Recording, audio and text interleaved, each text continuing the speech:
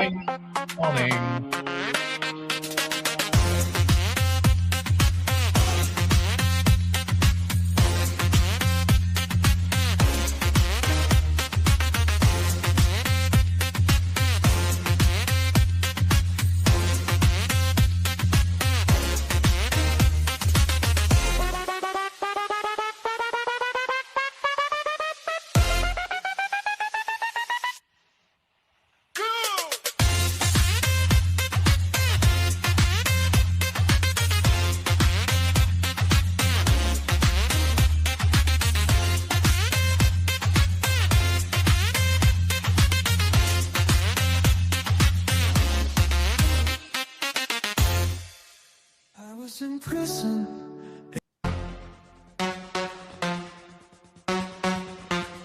Wait there a minute, I'm just going to make a roll up.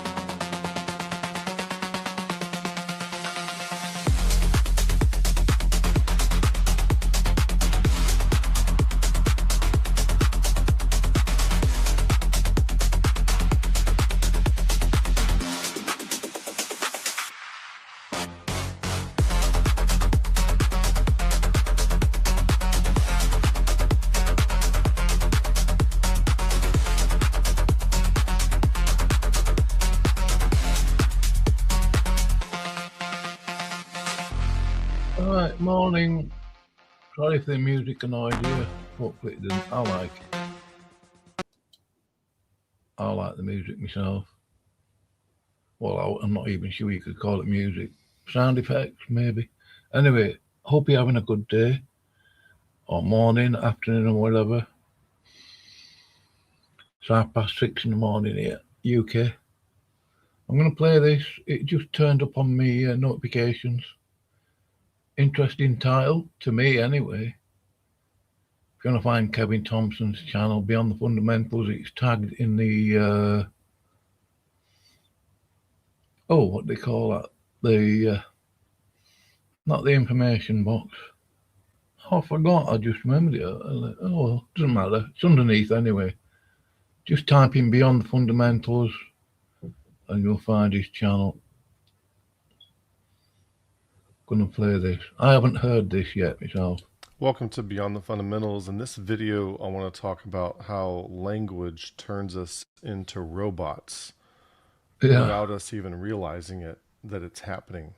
What I want as a goal of this session is for you to start working on being in a mental space where you separate your sensory experience of reality from the language that you use to describe it, and become a much more conscientious custodian of the language that you use, and restrict your use of it and pare it down to something that is bare bones.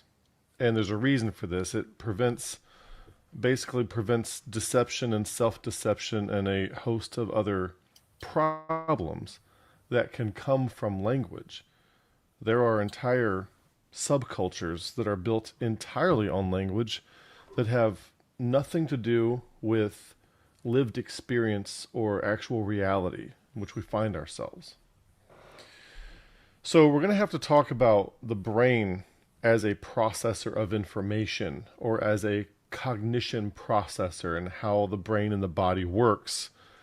And there's a lot of things that we think about ourselves that simply aren't true, that we're going to have to overcome, and we can prevent some pitfalls.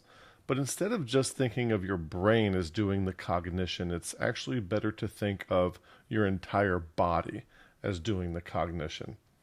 And we like to think that it's our prefrontal cortex that is doing all of the heavy lifting thinking for us, and that it's unbiased, and that it can go through all these inductive reasoning or inductive method processes and help us arrive at conclusions.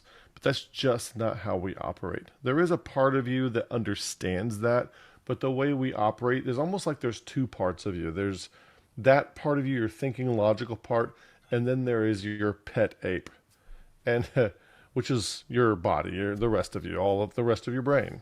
Everything about you is basically a pet ape, and you simply have a few faculties at your disposal that other animals don't have, but by and large, the rest of you is in control. Your pet ape is in control and makes most of your decisions, not your prefrontal cortex like you think it does, okay?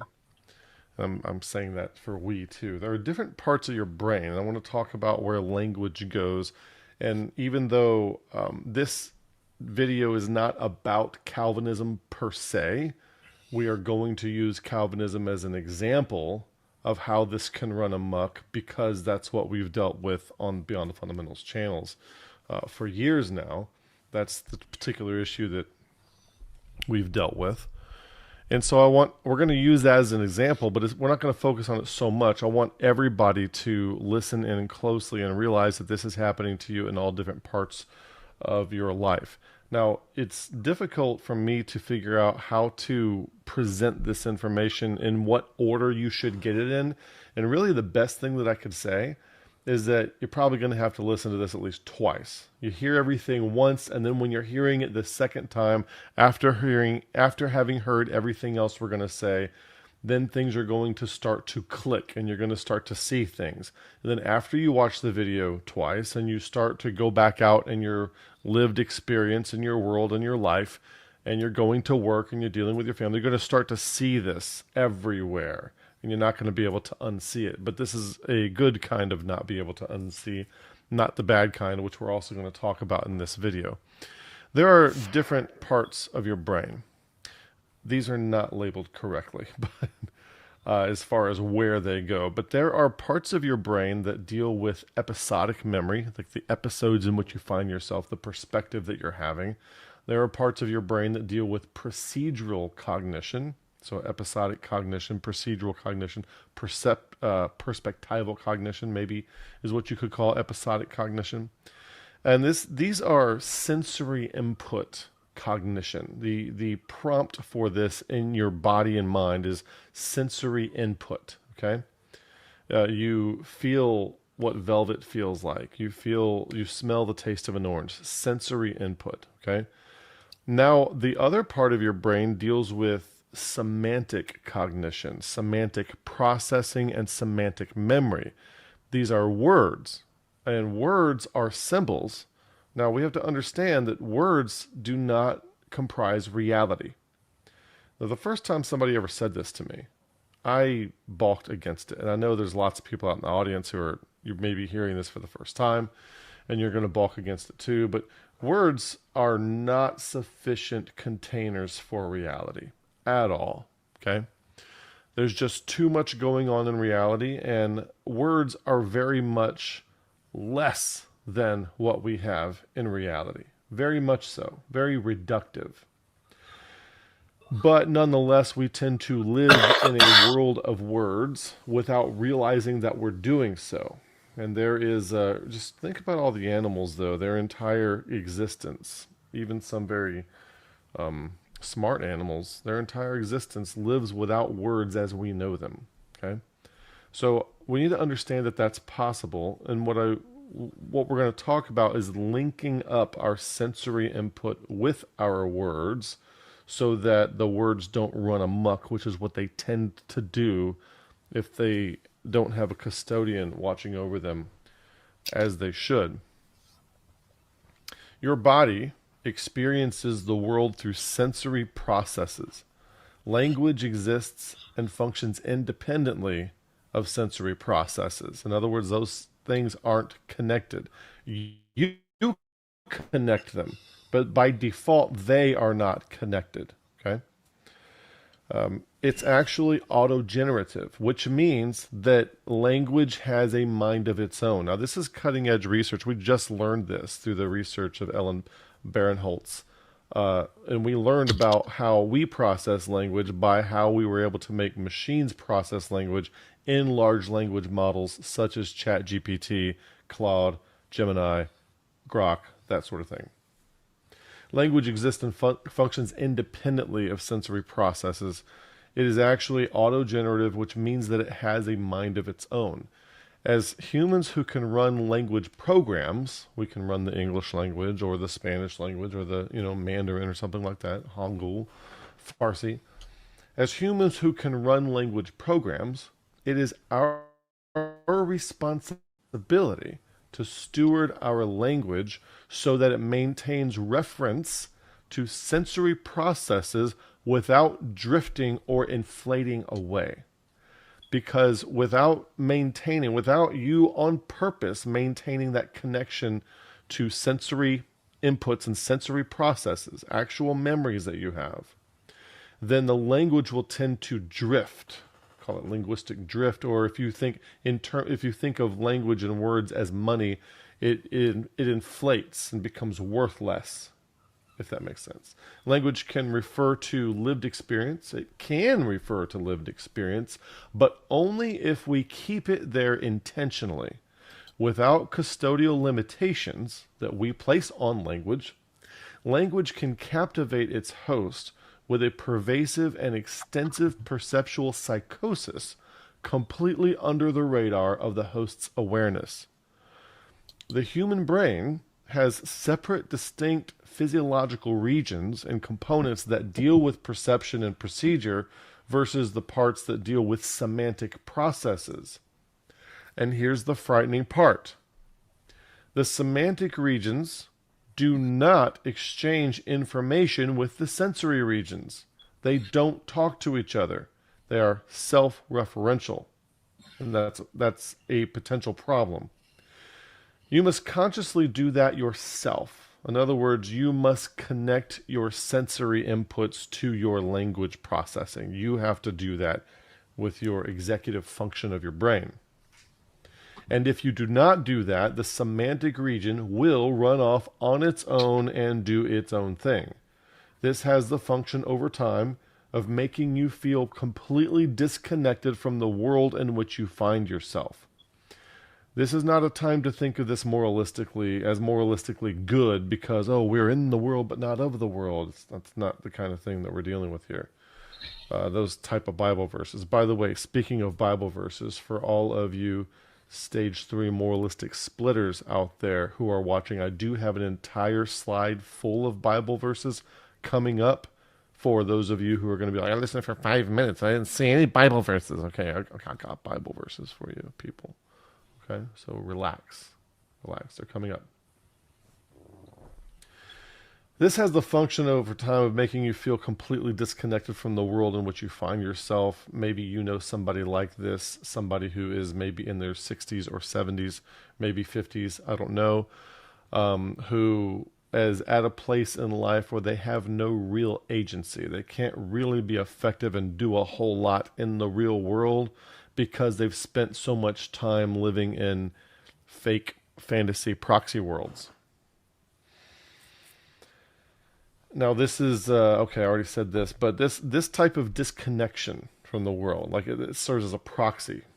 This type of disconnection reduces the person's agency, capacity for effectiveness, to the same degree as alcohol and drugs do it, but it lasts longer. It lasts like your whole lifetime. This leaves them to be cynical, naive, resentful, and often suicidal. I didn't mean to say naive right there. I meant to say nihilistic. We do want people who are neither cynical nor naive when we're dealing with folks who are participating in the edification process. But this leaves them to be cynical, nihilistic, and resentful, and often suicidal, all in the midst of a life that they can't seem to get together. So anytime something goes bad, they're constantly, well, I'm just going to end it all. This is just too hard. It's too much. And also, these kinds of people are not really capable of hearing any level of thinking that is higher than their own. They don't want to put forth the effort to grow into a more comprehensive way of perceiving and thinking. They often just can't do it, and they'll even resort to calling you evil for doing so yourself. Language processing. Language processing is completely unmoored and ungrounded. It has no touch points in reality whatsoever. Has no touch points in sensory perception. The language program that you're running in your head, if you're listening to me, you have at least the English language program running in your head, unless maybe more. Whether it's running on a computer or in a human, has zero awareness of sensory inputs or the processing of those sensory inputs. It has no touch points to understand the feeling of velvet, the taste of chocolate, or the smell of an orange, but it does know the relationship between the word red, and the word apple, and the word blue. But if you were to hear those words, the equivalent of those words in a language that you didn't speak and didn't understand, they would mean nothing to you. You see? Because there's no agreement on what they symbolize, what they point to. Words are just pointers. They're not the things. And people, especially people who are fond of systematic theology, cannot get that. And that's a big problem for professing Christians. The language program, it can even rearrange a bunch of other words to make it sound like a description of sensory input. Like the luscious, juicy orange. It can even do that and make it sound the same way a person would say things, but it all does that with language because language becomes self-referential.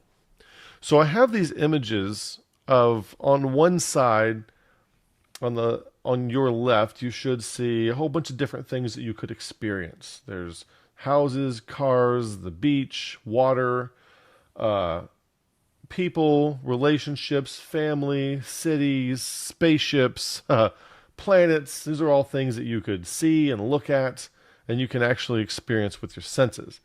On the other side, it's just a pile of words, and it is not those things. Notice the difference, and I want to get this visual.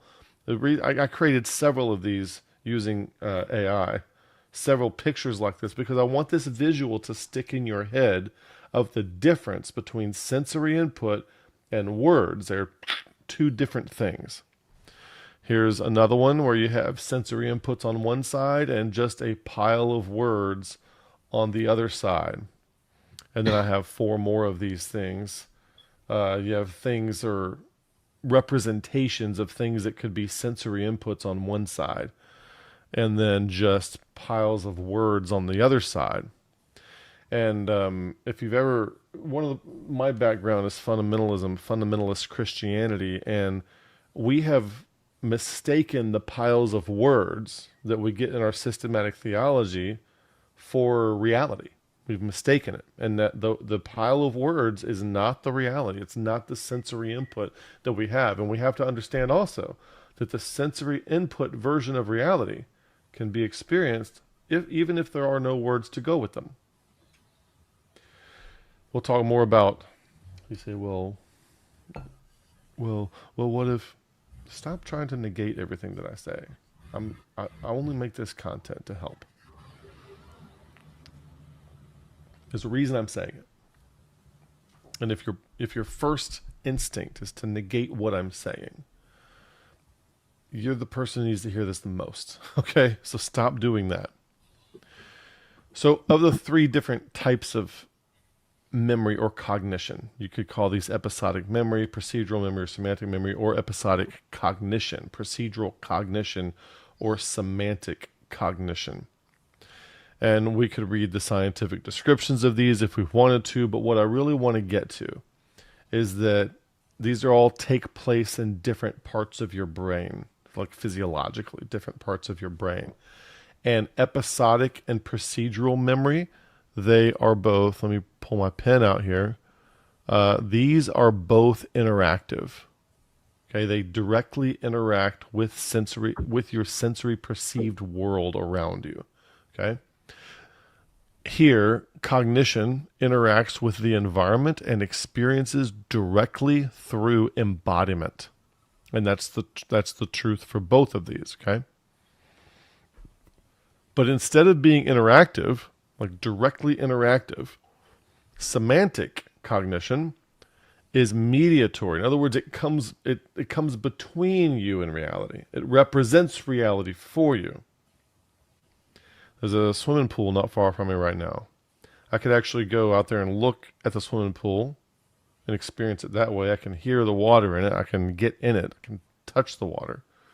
I could experience it that way. Or right now, I can think of the term swimming pool, and that generates a memory or a thought of the swimming pool, even though I'm not sensorily experiencing it. And that's how it's supposed to work. It's supposed to work that way because the swimming pool is a real thing. It's right over there. But we also have the capacity for us to have words that are self-referential that don't point to anything in our real lived experience. And we can be hijacked in this way. So over here, cognition is mediated by symbolic abstract representation.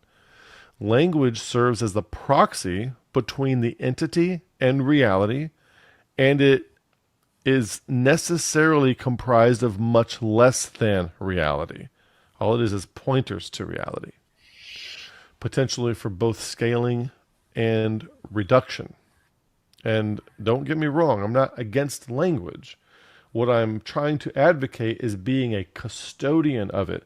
So in the wonderful ways that it serves us, it can do bad things too. We just get it to serve us and not help deceive us. So what I really want you to understand is the differences between these 3 types of cognition. and that there is a wall between these, and I'll show you a diagram of that later. So interactive and mediatory processes differ fundamentally in their structure. Interaction involves a joint two-way or combined effect of variables on an outcome, whereas mediation describes a causal step-by-step pathway where an independent variable causes a mediator, which in turn causes the dependent variable. Anyway, there's something between you and reality, in short. In 2 Timothy chapter 2, the reader is told, or Timothy is told, of these things put them in remembrance, charging them before the Lord, that they strive not about words to no profit, but to the subverting of the hearers. Okay? You can have words that are just noise, don't do anything. And then it says, shun profane and vain babblings. And I really want to double click on this a little bit. For they will increase unto more ungodliness, and their word will eat as doth a canker, we would say cancer, of whom is Hymenaeus and Philetus. Language becomes recursively self-referential, which is a 50-cent way of saying it's less connected to reality. It's just connected to itself. Like a language processing model, ChatGPT, for example, it understands the relationship between the word red and the word apple and the word blue, but it does not have an experience like you and I do of red, apple, and blue. Just the words.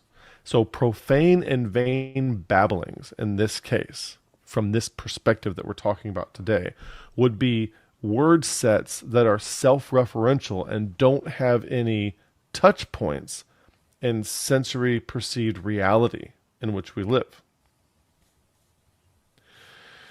So it's less connected to reality. It inflates in this way. And ideology puts this process on steroids. So if you are a Calvinist, a Mormon, a Jehovah's Witness, a provisionist, DEI, woke, environmentalist, whatever, you are an ideologue. And this problem that language causes is on steroids in you, warping and distorting how you can perceive reality and causing you to be in some degree of a psychosis about reality. Ideologies such as, and so I have a list of them here, Calvinism, Provisionism, Mormonism, Jehovah's Witnesses, DEI, wokeism, transgenderism, environmentalism, net neutrality, these are all the exact same. There's no difference between any of these, okay? It's funny to hear these groups argue against each other when they're all exactly the same. And they're doing the same thing and they don't even realize it. To give you an idea of what's going on, you could say that, and now this of course is not to scale.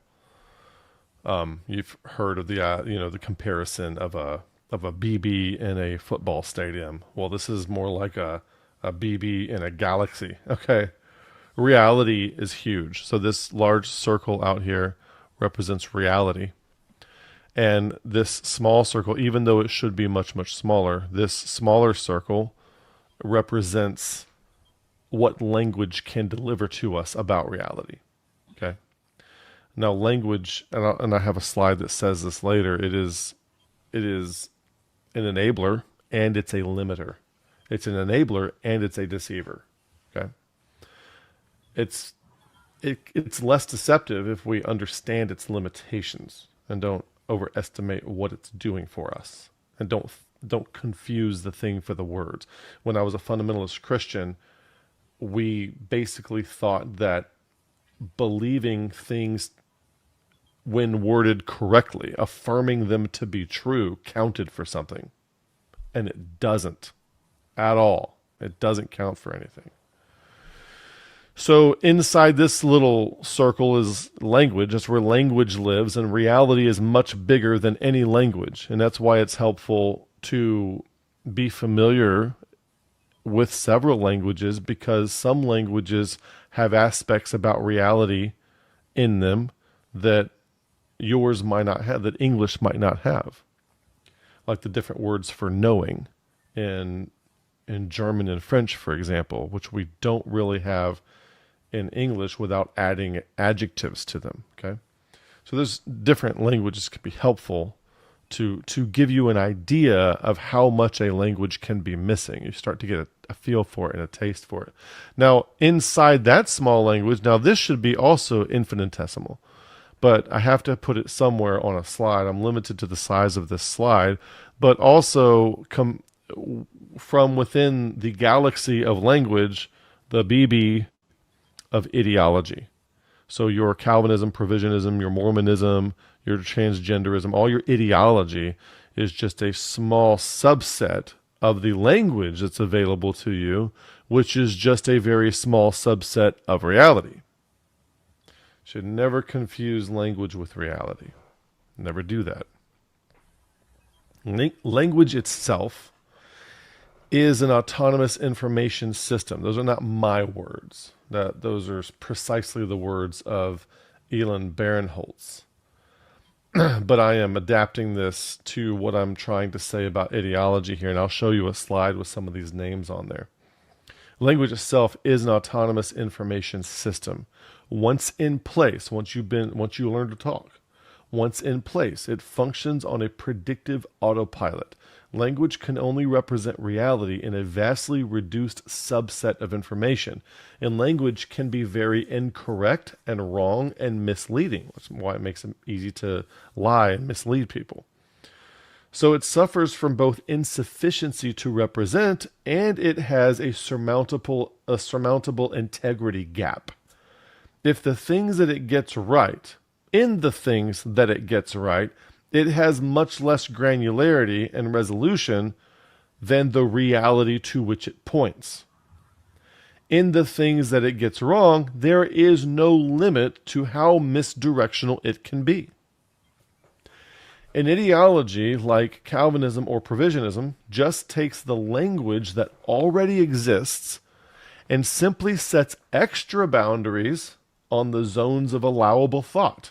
You're not allowed to think beyond this. I was criticizing a podcast where Wes Huff showed up on Diary of a CEO, and when you ask a real thinker a question, they have a concept in their mind and they're trying to find the words to accurately describe the concept. But when you ask someone like a Calvinist like Wes Huff or Greg Koukl or one of these guys a question, the correct answer is already prefabbed, and there's even a correct way to say it, and it just starts coming out of their mouth like a computer program. There's nobody home, there's nobody thinking, there's just somebody running a program. And there's certain things you're not allowed to think. Like you can't consider that God has this attribute and not this one, or this one and not that one. Can't do that, because then you're immoral and you're elevating man above God. And there's all kinds of limitations on what you're allowed to think. So I'm going to say that again. An ideology like Calvinism or Provisionism just takes the language that already exists and simply sets extra boundaries on the zones of allowable thought. In other words, it takes a domain that is already very asymmetrically small and often very wrong language, and it just makes it smaller and more wrong. That's all ideology does. Just makes your zones of allowable thought more constricted, and it makes them more wrong. That's the only way in which ideology is serving it. It's doing nothing else for you.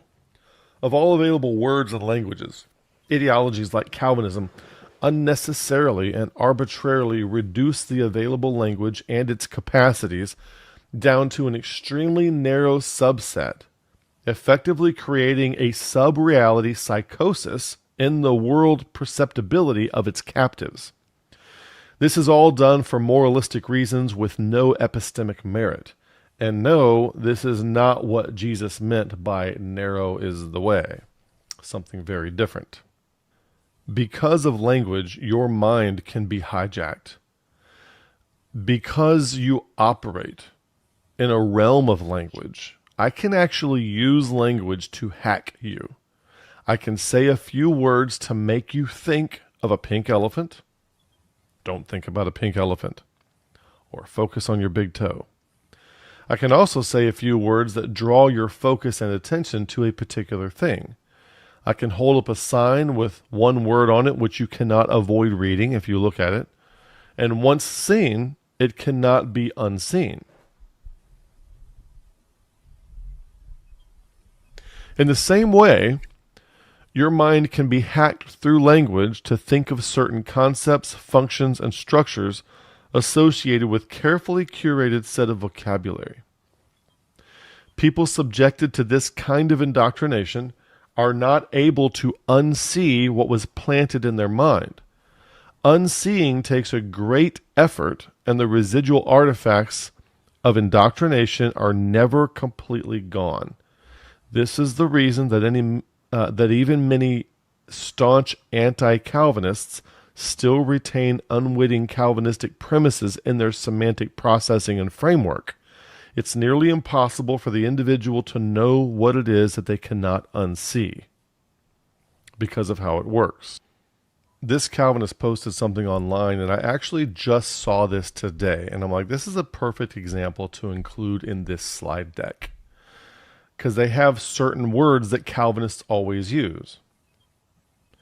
Teachings, eternal destiny of souls, rest upon the competence, charisma, and persistence of other sinners, and the word blame, and fallen men, and the sovereignty of God beneath the performance of man, and the way doctrine is used, and omnipotent Redeemer dependent upon human, redemptive purpose, thwarted, Scripture teaches, human effort, unbreakable purpose of God.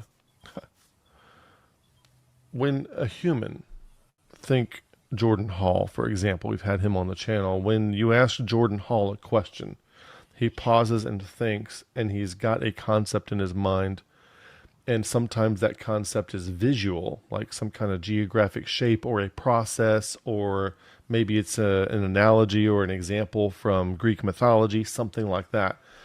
And he is finding words to go with that concept on the fly. And he could be asked the same question in two different podcasts, and he will think through it anew and afresh each time, and he'll still get an effective explanation to come across, but it might be different analogies and different words each time. Okay? There are no Calvinists like that. Okay?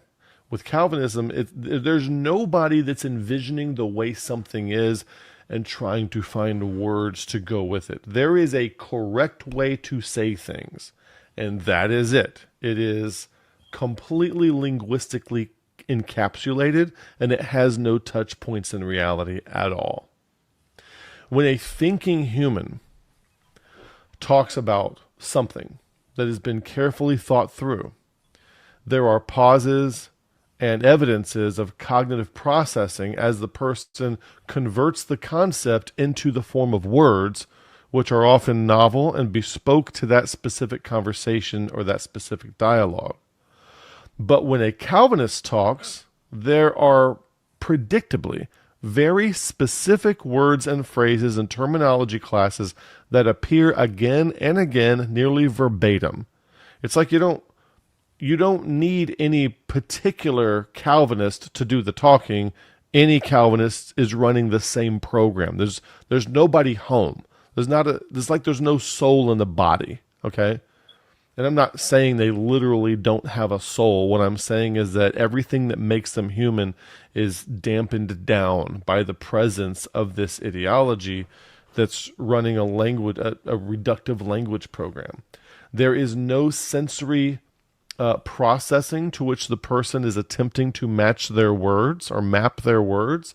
There is just already a prescribed correct way to say things, and it's already boiled down into a series of talking points that get parroted and rattled off. There's the correct answer to say this. Okay, if you ever get asked a question and the answer just automatically is already there and just rolls off the tip of your tongue, you are not thinking. You are running a program. And that is something to look for in yourself to stop doing. Stop doing that. So this is ideological foreclosure. This is an example of how language run amok can transform people into subhuman robots. The person who speaks this way is conceptually nowhere close to the generative process that resulted in the formation of the system. With some systems, like maybe the process that generated it was somebody exploring and looking for truth.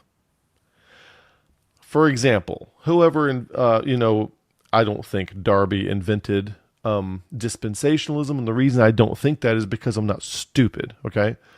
But for this concept to the point where it got articulated by Darby and others, for it to come out, this wasn't an argument per se. These are people actually genuinely exploring and trying to find a way to disambiguate and deconflict apparent contradictions into something that made sense to them, okay?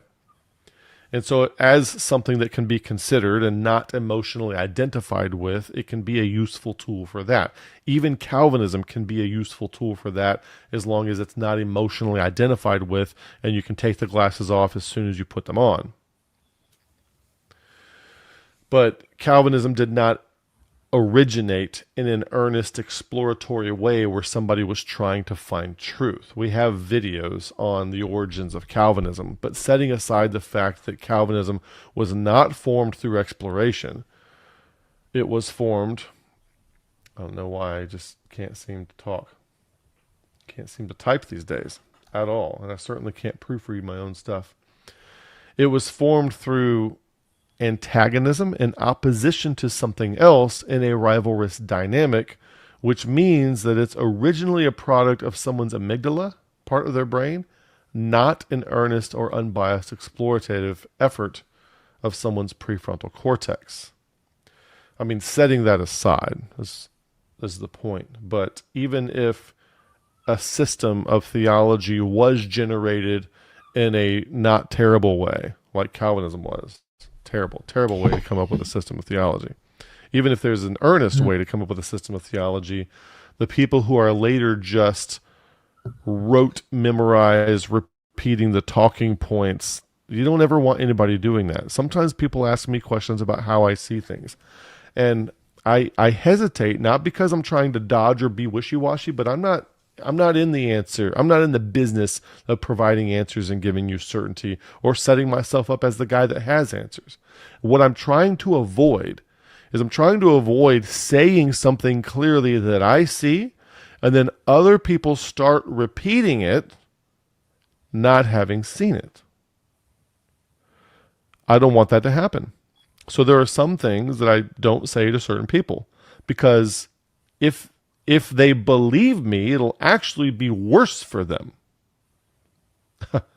If they don't believe me, maybe they'll never see the truth because they'll feel like they're losing face. If they do believe me, they're just going to repeat those words and maybe never have the experience of seeing for themselves.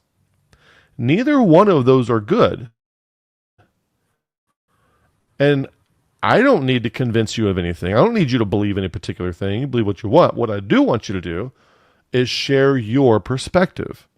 You share what you see. And if it exactly matches a perspective that's written down somewhere and that hundreds or thousands of other people share, that's not your perspective. That's your programming. Someone else programmed you with. We want to know what your perspective is, which is a very different kind of thing. I don't want to know your opinion that's informed by your programming. I've already heard that. So if you're just going to give me, talking points, Calvinist talking points, or dispensationalism talking points, or provisionism talking points, I know them all already. I've heard them all. I don't need those talking points. I don't lack being informed by those kinds of things. Okay? And that's not your opinion anyway. It's not your perspective. That's just your programming. So what I'm trying to get you to do is to stop being programmed. And when you stop being programmed, I'm going to warn you now. There's not much to work with. There's nothing to run around cramming down people's throats and beating people over the head with Bible verses with anymore, because there's just not a lot there to start with. You're going to have to build. You're going to rebuild your worldview from the ground up based on sensory perception, and only match your words with what you sensorily perceive. So Elon Barinholtz, I think that's how that's pronounced. He says, he's got a lot of videos on YouTube, you can go listen to him. Language is an autonomous information system. He says you could call it an organism if you wanted to. An autonomous information system is a self-organizing system that actively acquires, structures, updates, and uses information in order to regulate its own behavior, maintain its integrity, and adapt to its environment without requiring external control over its internal interpretive processes. Now, we have been able to observe these arise in things like ChatGPT, but what ChatGPT taught us is actually what's going on in our minds. We process language the same way as what his research is finding. I'm not saying this for you to disagree with me and argue in the comments section, okay? You can go examine the research for yourself, and then we can have a discussion. But don't argue with me. That's not what this is for, okay? An autonomous information system is not merely a passive receiver of data. It is an agent that selects what information to attend to, interprets incoming signals according to its own internal models, updates those models based on memory of prior process execution, and uses those models to guide perception, prediction, and action. And you have that running in your head. If you ever saw the cartoon movie Ratatouille, the guy's got a rat on his head under the chef's hat, pulling in his hair and directing him and telling him what to do and how to cook. And that's how he cooks these amazing, wonderful recipes. Basically, you have that language itself is like that. It's like another entity inside you calling the shots and directing you. And if you're an ideologue, like a Calvinist or a provisionist, you have an entity on rabies in there directing you, basically. The key feature of an autonomous information system is autonomy of interpretation, which is why all Calvinists, you can't interpret the Bible, you can't exegete or exposit Scripture if you're a Calvinist or a provisionist, because it is the language set and the subset of language that constitutes your ideology that is comprised totally of self-referential words. That's what's guiding you and directing you to the conclusions you come to, not any examination of evidence. The system does not simply react mechanically to stimuli. It generates its own internal informational structure and uses that structure to regulate itself. In other words, it's self-referential, not referencing to anything outside. Imagine if you're married to somebody and you never interact in a way that references your spouse in any way at all. How long would it take before they don't want to be around you anymore? You're out of touch. You're off key. You're out of tune. You're adrift. Okay? You're adrift out there into nowhere land. Language has the capacity to cause us to drift away from shore. It is not moored to anything. It can function just perfectly fine, moored only to self-referential points within itself, which means it can drift far away from reality. And Calvinism and provisionism and Mormonism and DEI are all examples of that kind of drift. Just drift far away out into nowhere land. Okay? So it's not just this professor that this is coming from. There is a lot of convergence. We've been talking about the 4 kinds of knowing on this channel for years. We've had John Vervaeke come on the channel and explain it himself. We have Chase Hughes explaining very interestingly that language is an alien parasite living inside you. And oddly, that is the same language that Ellen Barinholtz comes across language is an alien parasite. Very similar language, very different people arriving at very similar conclusions from very different fields of study. And Yuval Noah Harari's book, ''Sapiens," he talks about shared fictions. And shared fictions is another way in which language itself can create a reality that doesn't really exist and cause us to operate on it. Like the idea that money has value, or the idea of property lines, things like that. They don't really exist, but they are shared fictions. They exist only in words. Yeah, and like agreements Calvinism. on words. That's the only place they exist, is in the minds of people. And Ian McGilchrist has a lot of good research on how the left hemisphere, the language processor of your mind, of your brain, and your left hemisphere is arrogant and very deluded. And so it is a great servant. It's a great emissary if it is under the control of the right hemisphere. You need both hemispheres, but it has a tendency to run amok, and it's the perfect, an insubordinate left hemisphere of your brain is the perfect thing for language to run off with and do stupid things with. And you have to be smart and prevent it from doing that. So I could list a whole bunch of researchers here. But I think you get the idea that this is not some novel, weird way to word things that one guy came up with. Anybody who's studying anything about human cognition at a serious level, taking it seriously, is coming to the very same conclusions about language in general. Anywhere we look where someone is doing serious research on this, we see a convergence of the same findings.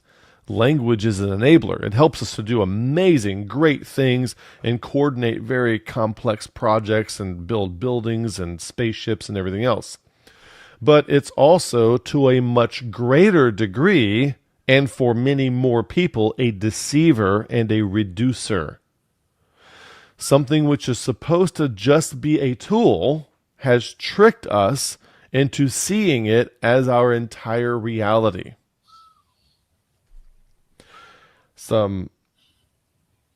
After the inventing of the printing press, you'll notice that the Reformation came right after that. Well, before this, Christianity was very, in our FSI session last Wednesday, somebody was describing a particular kind of church service, which is more like what you might find before the Reformation, where there's ceremonial things to do. There's times to stand up and get down. There's times to move here and go here and do this. There's certain ways to participate. There's certain tones that are spoken in. It's very participatory. This ceremonies and rituals have you involved physically, physiologically involved with what's going on. And after the invention of the printing press and after the Reformation, we somehow got this idea that Christianity is just a set of correct ideas that can live in your head without anything else. It's just, okay, I can read it in a book. You know, a lot of people didn't even know that you could read silently before the printing press. There weren't a lot of literate people anyway, but they didn't know that reading could be done silently. And then, so many things we don't think about. And then once we started reading silently and circulating all this literature, which seems to just, by the way, Chase Hughes' book, kind of interesting, which I recommend. I haven't really gotten into it yet, but a lot of people that I respect their opinion say great things about it. But now we got ideas of living on paper. That's called tongue. And they can just live there. And so now Christianity got reduced. Instead of people following the way that is Christ, they are now, you just have to have the correct ideas written on the paper that you affirm and living in your head instead of something that's lived out. Now, don't get me wrong. I'm not saying that the Catholic Church did not need to fix some things. They certainly did. But what happened just made things a lot worse. It got a lot worse, not any better.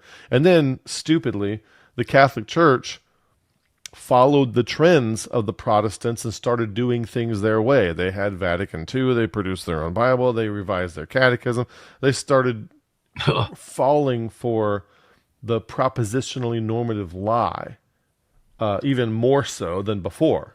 So yeah, they had some corruption that they needed to get rid of, but the Reformation was a Catholic squabble, first of all, and it was an exercise in futility and profanity and nothing else. So I thought it would be good to visualize how some things operate here. And what I did is I Let me put just pause a brick this wall. 1 second. I do want people to be able to get this video for yourself, watch it later, get a transcript or whatever. Here's the, I'm not sure which link it is it this one? It's either one with the coloured dots on there, coloured spots. Right, yeah, check them out. And if you want to help out with me getting Kindle books, I read my books on Kindle now. They're a lot cheaper, mostly. Oh. Yeah, well, anyway. Between episodic cognition and procedural cognition to demonstrate that data does not cross automatically from there over to the semantic cognition and back and forth. Now, you do it pretty fluidly. Matter of fact, sometimes we do it too fluidly.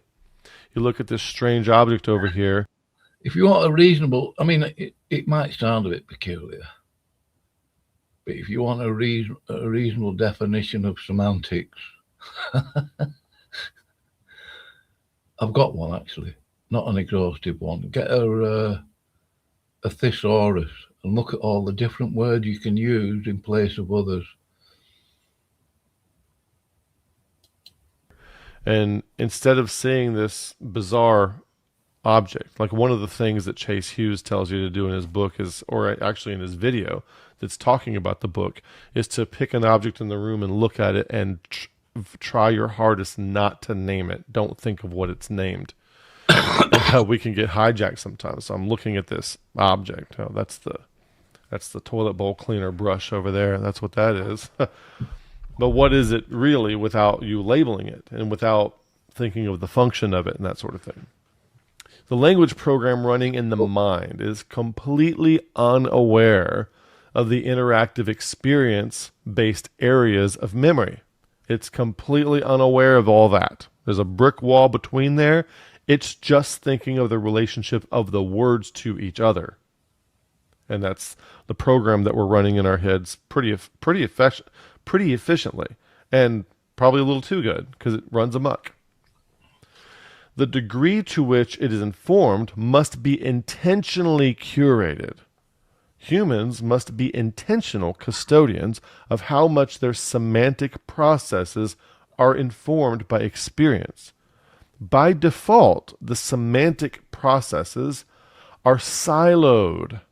They're cut off from everything else with a firewall, and they will run amok. Semantic processes are completely ungrounded and unmoored. The grounding must be installed consciously and intentionally and perpetually. It's a practice that you're always engaged in. Are the words that I'm saying connected to sensory experienced reality? And if they're not, start modifying what you let yourself say. Jordan Peterson even says this: always tell the truth, or at least try not to lie. And you could take that a lot of different ways. Somehow when he said it, it's different than having heard it in church all my life. It really hit me different, the way he says it. And one way to think about it from this perspective is if your words aren't matching something from sensory perceived reality, don't say them. Don't say them. Had one guy in FSI say that one of the reasons that he is looking for words to say sometimes is because he's, number one, trying to make sure that his words match an actual experience. And number two, yeah, I tried a little exercise with myself, not because I heard Chase Hughes or Kevin Thompson say something. I got sick of hearing people use the word but So I think I made a decent effort to stop using that word when I'm communicating with somebody. But sometimes I fail. 2, he's trying to make sure that what he says isn't just repeating what somebody else said as if it's his idea. Yeah, parroting. We don't want to do these things. No. And those are good things to try to do. So one way you could mitigate this, okay, is do not allow anything to be an input into your semantic programming unless it comes from the parts of your mind and memory that interact with your experience and your environment. All input is rejected or suspended until that requirement is met. So somebody starts talking about the attribute of God being omnipotent. Well, have I seen? No man has seen.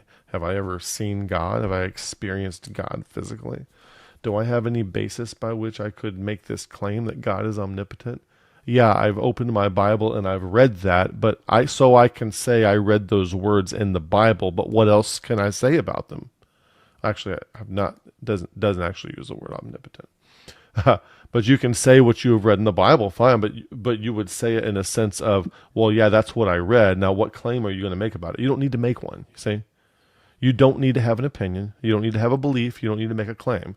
You can have an observation. Yeah, I saw the words that they said that. Now, what you're supposed to do moralistically about that, well, you have to believe that. Why do I have to believe anything? You really need to really start dialing things back and stop jumping so far with everything. So when somebody's talking or when somebody's trying to put information on you, if it's not linking up to some kind of experience where you know it's the case, do not let it live in your head. Don't let somebody, because they're a pastor and they're speaking on behalf of God and they're God's called leader, don't let that cause you to override your own sense making and let ideas come clog up and live in your head that don't need to be there. And certainly don't let them start coming back out of your mouth. You don't need that. For show. So this is a case when gatekeeping is not only good, but necessary. Sometimes gatekeeping is bad. Institutional gatekeeping, parental gatekeeping from the other parent, that kind of thing. That's not good gatekeeping. But with your mind, you need to be a good gatekeeper and don't let stuff get in there that you don't intentionally want to let go in there. So when it comes to language, yeah, it might be one of the reasons why people swear at you, to glue that word or whatever it is that they're feeling or they're disgust at you. They want to nail it in there by swearing at you as well, just so you remember or something. Yeah. You understand language and you probably think in terms of language, but you have to understand that language is just like these two parchments here. They're just gobbledygook. They aren't saying anything. But if properly programmed, you can start to notice the patterns between some of these squiggly gobbledygooks. And then it becomes self-referential. So right now, when you look at this sheet of paper, this parchment depicted here, there should be no connection between what you see, these little squiggly lines, and anything in your experienced reality other than the fact that you're looking at these, gibberish squiggle lines. And where you need to bring yourself to the level of awareness that the language that you speak, or the languages that you speak, are just like this when it comes to reality. There's no reason at all that they should be presumed to have anything to do with reality until they prove themselves to have that connection. In the same way that people try to only eat clean foods that are organic and sourced by ethical means, we should be very guarded with what we let into our minds. In Scripture, instead of seeing verses about alignment with God as moralistic compliance with an external deity figure, see those passages as pointing toward a completely clean cognition that is free of unwanted artifacts, that is tightly curated only to match that which aligns with experiential reality. So I always, lately, especially, been advising people away from the moralistic impetus of seeing things as paying homage to Hebraic Megazeus, and see alignment with God as alignment with reality. Like, in other words, get your head on straight. And here are your Bible verses for our moralistic splitters out there. Listen for 5 minutes and I didn't hear any Bible verses. Okay. Thank you for setting the metrics of validity for what can be said and how. When people say that, oh, I didn't hear XYZ. That's the metric of validity. Something that they just made up on the fly or just thought of on the fly, that if you didn't do that, your video is not worth listening to. The thing is, they're lazy. They don't want to be exposed to new ideas, especially ideas that are different than them. Most people want to hear their own ideas echoed back to them because they are narcissistic. And I say that because everybody is on some kind of narcissism spectrum. Everybody is. And you think kids start off as complete narcissists, and the idea is that by the time you get into being an adult, some of that narcissism is paired off and away from you. But what actually happens is that narcissism gets directed to live into your ideology, and you take all the grandiosity about yourself and you project it onto this imagined external being that you call God, that you think everybody else should do what it says, which is what you think they should do, because you're a narcissist. Okay? When people do that, when people just want to hear their own ideas echoed back to them, and that's what causes, amen, that's right, brother. You don't think, isn't God extensively enormous, like unexhaustibly enormous? So why would you ever think that someone who's trying to help you understand the way of Christ and see it a little more clearly, why would you think that everything that must be said must be encapsulated by what you think you already know? Wouldn't that mean that you would never grow? Yeah, that's what that would mean, in case you're having a tough time keeping up so far.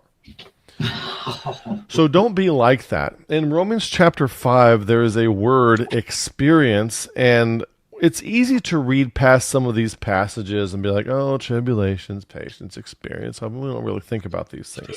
But I think if Paul here was teaching this as a professor in a classroom and writing it on the chalkboard, he would be stomping as he's writing this as if to say, this is going to be on the final exam. In other words, this is very, very important. When Paul is saying experience here and tribulations, what he's saying is that having the love of God shed abroad in your heart, which is the next verse, like getting to this level of living the right way, doing the right thing, you have to have everything connected back to experience. You have to be informed by your sensory input of the environment in which you live.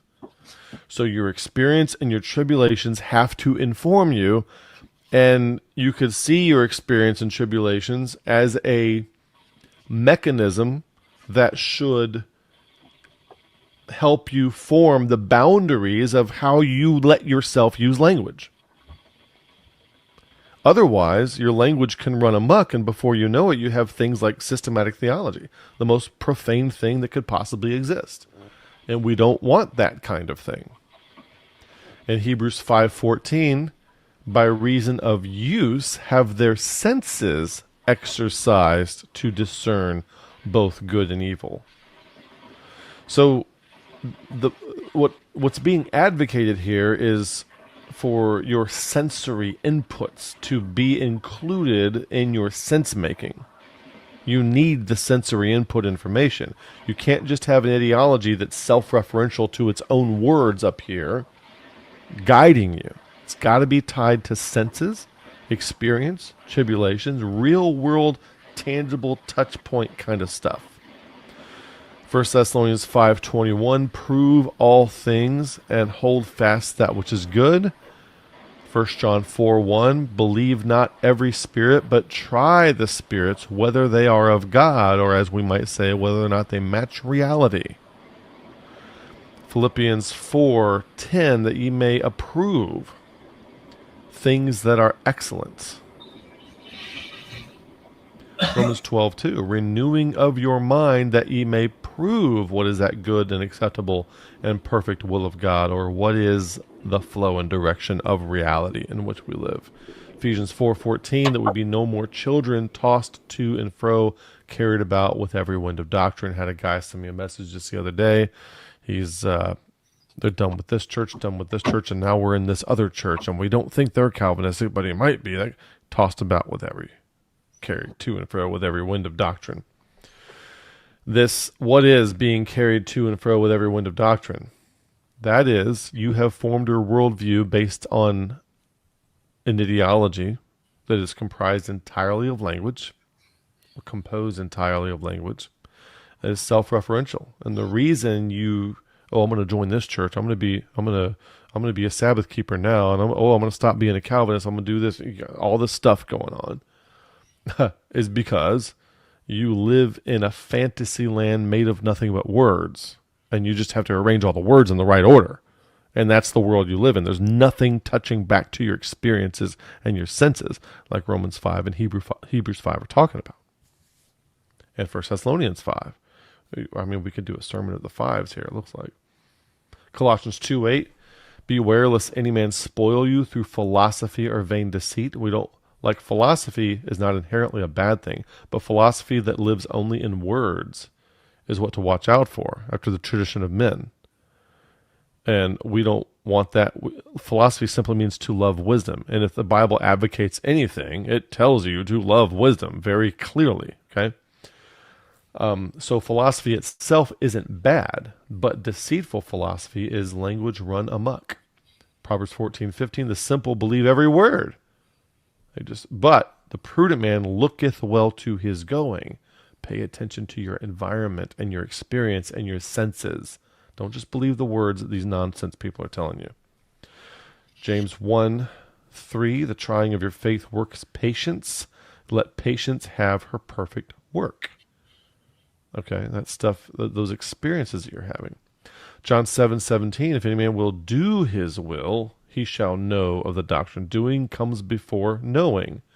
Do and then know. Experience and senses before you start saying, okay, I got this. Hebrews 12:11, no chastening for the present seemeth to be joyous, but grievous. Nevertheless, afterward it yieldeth the peaceable fruit of righteousness unto them which are exercised thereby. Notice he's not saying you have to have all the right conclusions and ideas living in your head. Christianity isn't about that at all. There's a movement to it. Psalm 34:8, taste and see that the Lord is good. Job 42:5, but now mine eyes see. I have heard thee by the hearing of the word, by the hearing of the ear, but now words, language, but now my eye seeth, sensory input. Jeremiah 31:34, and they shall teach no more every man his neighbor and every man his brother, saying, know the Lord, for they shall all know me. Like going from participatory or propositional knowing to actually participatorily knowing God, interactive, experiential knowing. 1 Corinthians 2:15, but he that is spiritual judgeth all things. So you're constantly assessing whether or not what you hear matches with your experience and your sensory input, your senses. Hebrews 5. Proverbs 4:23, keep thy heart with all diligence, for out of it are the issues of life. So there's a lot of discernment going on, and it points back to experiences. The discernment that you get told about in church is the kind where you just believe all the words and trust that no matter. That's not what we have going on in Scripture. And that's somebody that's trying to get something over on you. Briefly I need to talk about how language hijacks you for a second. And in order for me to explain how language hijacks you, I need to speak about the contextualization under which words can have references back to each other. And we call this a meme complex. Yeah. Meme is a word supposed to be analogous to the word gene. This was a neologism from Richard Dawkins, I believe, about 1976. A meme complex or a memeplex can be thought of as a cluster of ideas all associated with a particular paradigm or worldview or reality tunnel. A memeplex is a set of mutually assisting or co-adapted memes or ideas, behaviors, styles that have evolved as a symbiotic relationship and are transmitted together as a package. Okay? So that would be a meme complex. And what I have below here on this slide is an example of what a Christian meme complex might look like. Okay? And this can go really amok when Christianity starts to live in the head and in language and in words and in books rather than in practice and experience and senses. Then you start to get these mutation offsets. That's why we have so many different denominations, because people think it's about beliefs. I'm going to do another video soon about why we don't operate here on a spectrum of heresy and orthodoxy, because that is not how anybody did things in the New Testament. That's not what's ever advocated, and it's not a good idea. So because these things can just live in your head and on paper, and you have to have correct conclusions, they can mutate. And here's just an example of how a meme complex like Christianity can mutate into a different kind of meme complex when there's syncretism with something like Manichaean Gnosticism, and you wind up with these offshoots that have a different central meme to the meme complex. Now, the reason I'm telling you all this isn't really to make the point about Calvinism, because we've made that point ad nauseum in many other videos, and you can go watch those. The point is that once you become identified emotionally with a particular meme complex, it then has the power to overrule, override, and hijack you to think certain ways, do certain things, believe certain things, kind of without you being alarmed by it. Yeah. And so a meme complex serves a lot of different functions, and it's very important to understand this. It's easiest to like I'm gonna use parabolic language here, like a parable, but it's easiest to think of a meme complex like an organism, like an animal, or a being, or an entity, a ghost, a ghoul, a demon. Something like that. One of the words that gets used a lot is an egregore. It basically is kept alive by the quantity of people who share that meme complex in common with each other. And a meme complex has certain things that it does to keep itself alive.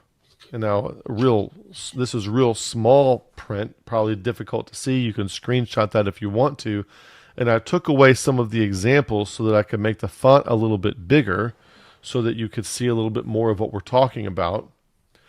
But what you'll notice is that a memeplex functions like an informational organism, So language itself is like an alien parasite, according to all the researchers. But when you get down into a specific meme complex that's a subset of language that exists only in language, it's like a parasite on steroids. It has certain things that it does. It has reproductive organs, propagation memes. It has an immune system, protection memes. It has a nervous system, the authority memes. Okay, you got to listen to this guy. He's the pope, he's the pastor, he's the this, the that. Metabolism has resource memes. It has a skeleton, core doctrinal memes, and the central idea of the meme complex. Central meme of the meme complex. It has a skin, like boundary memes. You're not allowed to think this. And it's when I was listening to Wes Huff, that's what I kept thinking of, is all the things that you're not allowed to think or question. And he didn't come out and say that. It's just what I can now deduct after having looked at this kind of stuff for several years now. It has hormones, emotional memes. So you could look through here and see that a lot of these things have to do with propagation, recruitment, virality, packaging, identity, belonging, virtue signaling, moral elevation, immunizing, cognitive firewall, source discrediting, straw man generation, epistemic closure, authority and hierarchy, authority concentration, proxy authority, legitimization memes, infallibility attribution, endurance and stability, sacralization, shame, fear, hope, cognitive framing functions, framing, narrative coherence, metaphorical anchoring, reduction memes, boundary maintenance, in-group, out-group, purity memes, language control. Calvin is real big with language control. I'm going to do another video soon about how there are 8 major components to a cult and how Calvinism meets all 8 of those.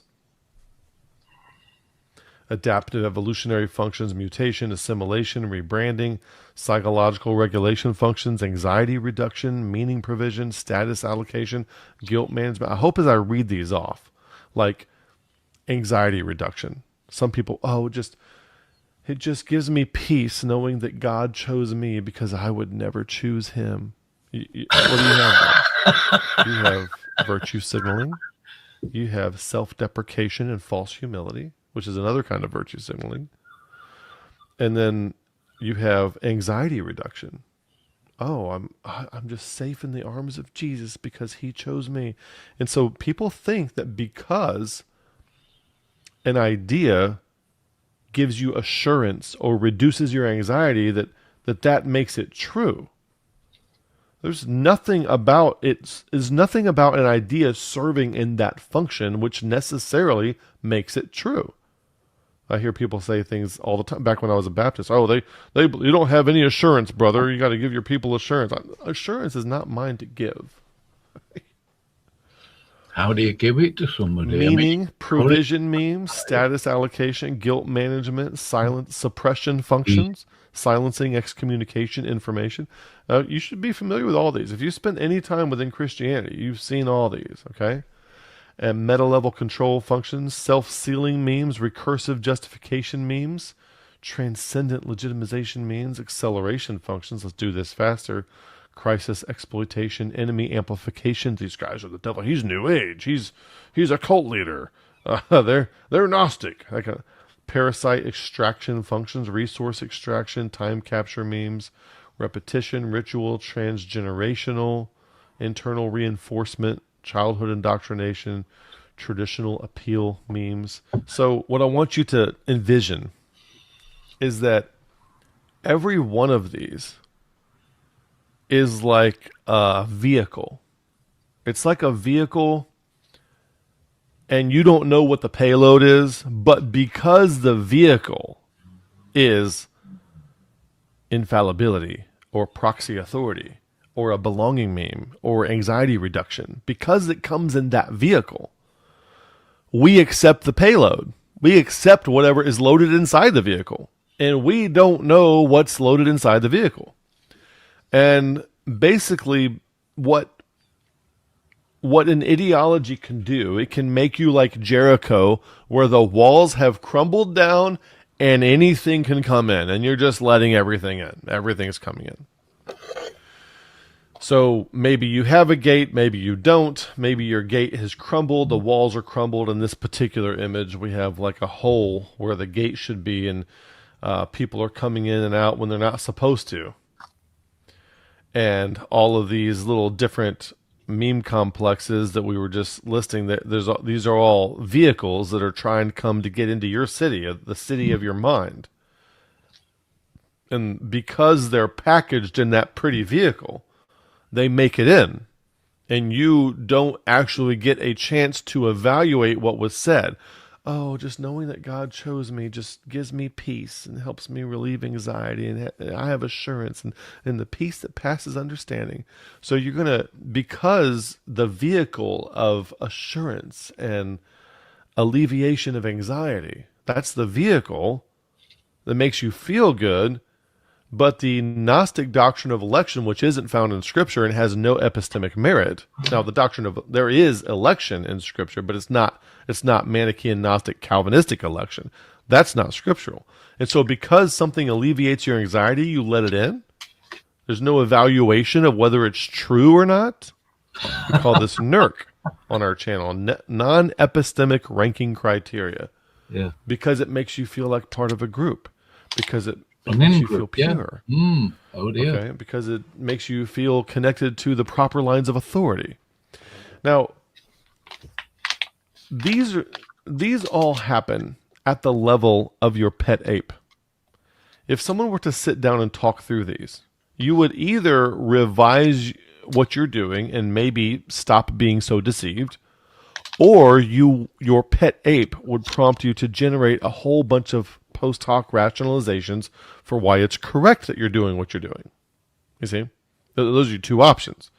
And the post hoc rationalizations from the pet ape are usually what come when you confront somebody with the fact that what they're saying has zero epistemic merit whatsoever. We have another stab at this photo. Basically, all these vehicles with all these different meme complex organism functions coming in. There's one. There's music right there.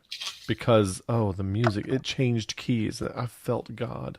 Some people think they're feeling the Spirit when the chorus is repeating for the 11th time, and they just did the bridge again, and they go back to the chorus and change keys and bring it up. People just feel God when that happens.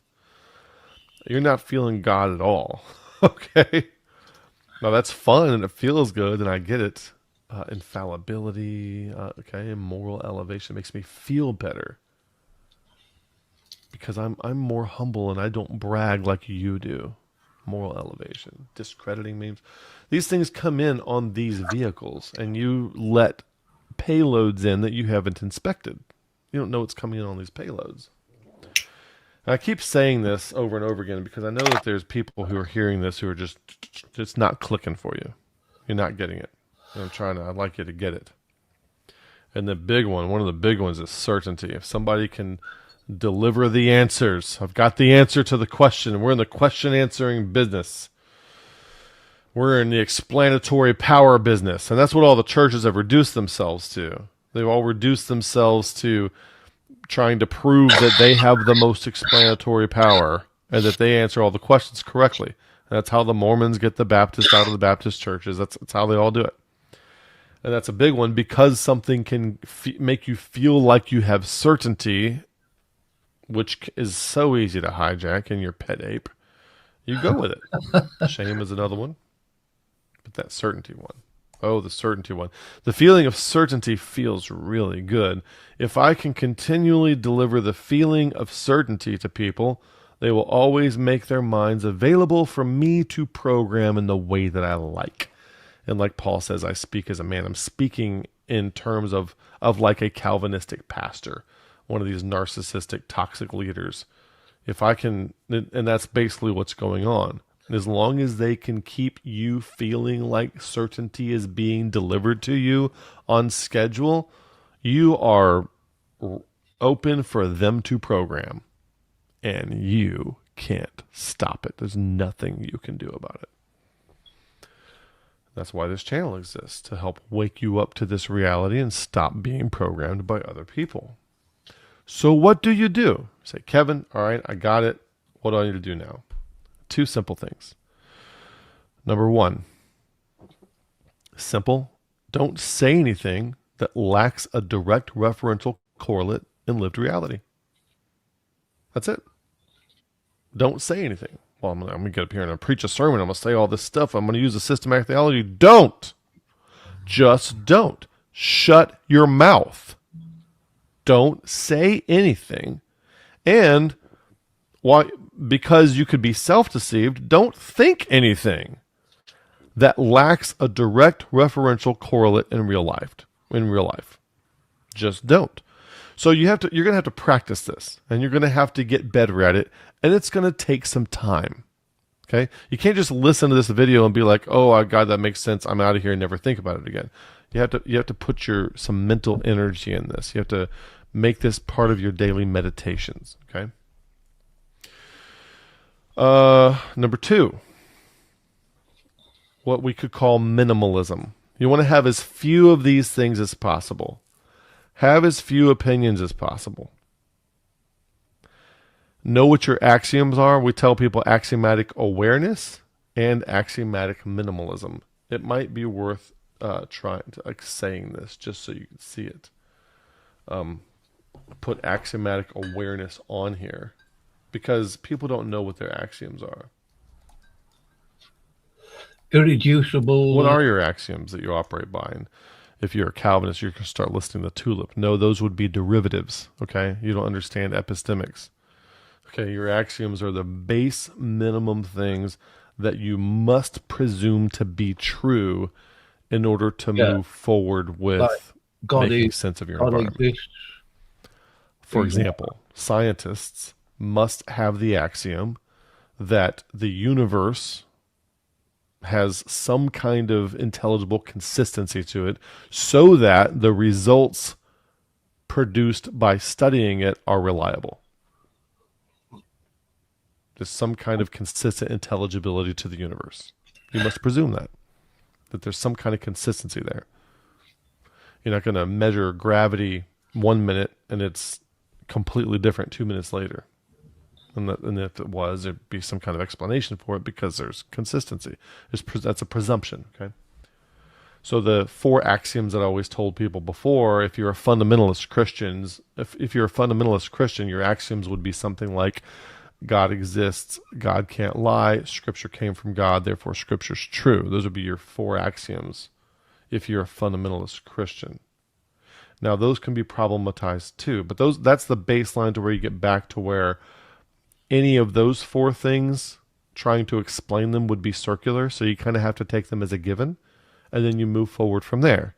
And so all the truths that you think, like, oh, Christ rose from the dead, shouldn't that be an axiom? No, that could be a core fundamental. That can be the central meme of your meme complex, but it would be a derivative of one of those 4 axioms because that would come from Scripture and Scripture being true and God can't lie. Okay? 1 Corinthians 15, 1 through 4. The truth of that would have to be based on those 4 axioms being true. So know what your axioms are.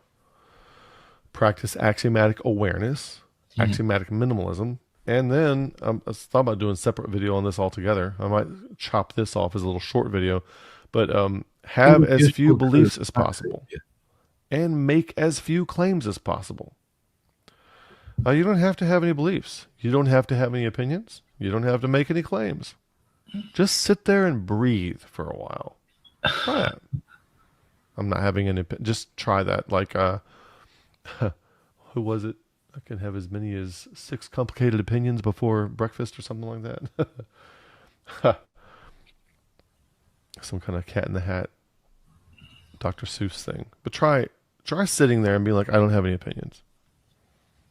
And then, of course, I know you smart Alex out there are going to be like, well, is it your opinion that you don't have an opinion? Just don't be stupid, please. Okay? But try it. Just like, okay, I don't have any opinions about anything. Whether it's politics, religion, what kind of shoes I want to wear today. And then have as few beliefs as possible. I don't need to have any beliefs right now. Try it for just 5 minutes. I have no beliefs. And then I'm not making any claims. Do you believe you're not making beliefs? Okay, don't be that kind of person. Of course, anything can be turned into a ridiculous joke. But hear me. Just hear what I'm trying to say here. All right, try that. Say, well, I need to believe certain things. Okay, well, I have as few as possible. You see? Write them down. Have as few as possible. Make as few claims as possible. Do not be in conversations where you're trying to tell people what's so that is not matching back to your actual lived experience. If you're in a courtroom and you saw the thing happen, you're witnessing to it, that's one thing. But you don't have to be trying to prove things all the time that you haven't seen with your own eyeballs. So to put these 2 together, what do? Don't say anything that lacks... Oh, there we go. Now to put these things together. Don't say anything that lacks a direct referential correlate in lived reality. Just don't do that. Have as few opinions as possible, as few beliefs as possible, and make as few claims as possible. You don't need to make any claims. You have conversations. You'll find that your conversations can be exploratory without anybody trying to be right or wrong, but you're kind of poking around and trying to discover reality. We do that on FSI whenever we have FSI. It's very refreshing and fun. I'm going to get on. I think.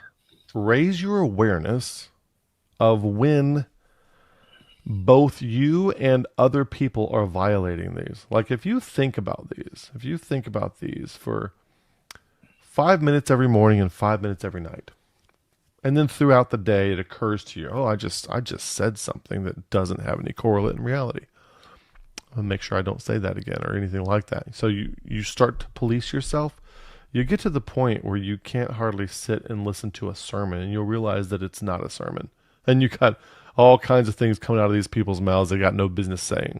Profane and vain babblings. Shun them. That's what we got for today, folks. Thanks for your attention. If you like what you're getting on this channel, I invite you to support the channel. We could not do this without you. It takes a lot of time, space, resources, energy, and money to bring this content to you. And as you know, we are not following talking points or curriculum or anything like this. This is all just Kevin, little old Kevin here in Baton Rouge, non-authoritatively. I'm not teaching anything. I'm just sharing my opinion. And I'm sussing out things that I'm finding in my own experience and trying to share them with you if it's helpful.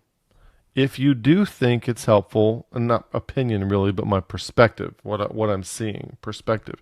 If you do think that the perspective that I'm sharing is helpful, we invite you to help offset the cost so that we can make more content like this.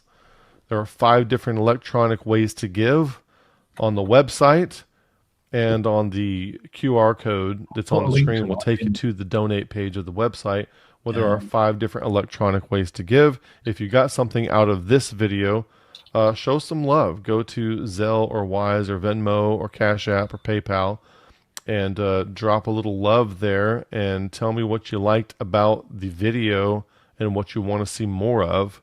And that will really help keep things going around here and help us produce more content. Thanks for watching. May the Lord bless you, and good day. I'm just going to put the link in. Hopefully it works. Oh. What happened there? It's going to the wrong thing. I don't want to leave the side. Oh, I'll just put the link in. It's there anyway. BeyondTheFundamentals.com. It's on his website. It's easy enough to find. I've tagged it in the information box underneath. I'll just take that out of the studio. I'm going to listen. I've already listened to this other bit. I haven't listened. That one I've just heard there, I haven't heard before. I hadn't realised he'd done one last night. So I'm going to listen to that again anyway later, because there's a couple of things I want to listen to again, obviously. I can't remember which one this is. Yeah, I downloaded this last week. I am going to read 1 John. I might retitle this video and then do that in a separate video. I might just do it in the same. You defend, you cry, and you argue. To you, this is communication. Hold on, let me just move that to the Have you video. noticed that the more you try to defend yourself against a narcissist, the stronger they seem to get? That is because the average person enters the conflict thinking the battle is about logic, facts, or truth. But the narcissist knows something you don't. The fight is not about truth.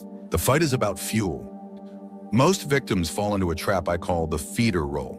You explain, you defend, you cry, and you argue. To you, this is communication. To them, this is dinner. You are ultimately fueling the narcissist's ego by proving that they have the power to control your emotional state. But there is another way. It is the path of the sovereign mind. The moment you stop reacting and start observing, you flip the script. You move from being a source of supply to becoming a void.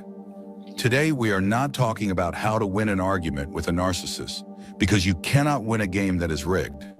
We are talking about psychological tricks derived from Stoic philosophy and dark psychology that narcissists absolutely hate. These are methods that do not just silence them, they dismantle their false reality and force them to face the one thing they run from, their own reflection. Before we get to the specific techniques, you must understand the emotional logic of the narcissist. Imagine the narcissist as a fire. A fire does not care if you throw a beautiful antique chair into it or a piece of trash. It consumes both equally. Similarly, a narcissist does not care if you give them positive attention, praise, or negative attention, screaming arguments. Both are oxygen. Both prove they exist. When you apply the 5 pillars of Stoic indifference, you stop being the wood. You become a vacuum. Marcus Aurelius, the great Stoic emperor, once said, "The best revenge is to be unlike him who performed the injury." If they are chaotic, you must be ordered. If they are loud, you must be silent. If they are desperate for a reaction, you must be impervious. This is not passivity. In this niche, doing nothing is the highest form of offensive combat. It is weaponized passivity. By withholding your reaction, you are not retreating, you are starving the enemy. Let's look at the specific tricks that turn you into this unmovable object. The first psychological trigger they hate is what I call the 3-second void. Narcissists rely on speed. They rely on the blur. They will hit you with an insult, a false accusation, or a gaslighting comment, and they expect an immediate defensive snapback. They need that rhythm. Poke, react, poke, react. It makes them feel like the puppet master. You break this rhythm with time. When they say something designed to hurt you, do not speak immediately. Look them directly in the eyes. Maintain a flat, clinical gaze, and count to 3 in your head. 1, 2, 3. Only then do you respond. Or perhaps you don't respond at all. Why does this work? Because silence is a mirror. When you answer immediately, the noise of the argument covers up the absurdity of what they just said. But when you create a pocket of silence, their words hang in the air. You force them to sit in the awkwardness of their own aggression. In that 3-second window, you are signaling to their subconscious that you are not a puppet on a string. You are a sovereign observer. You are analyzing them, not feeling them. This terrifies a narcissist because they are deeply insecure.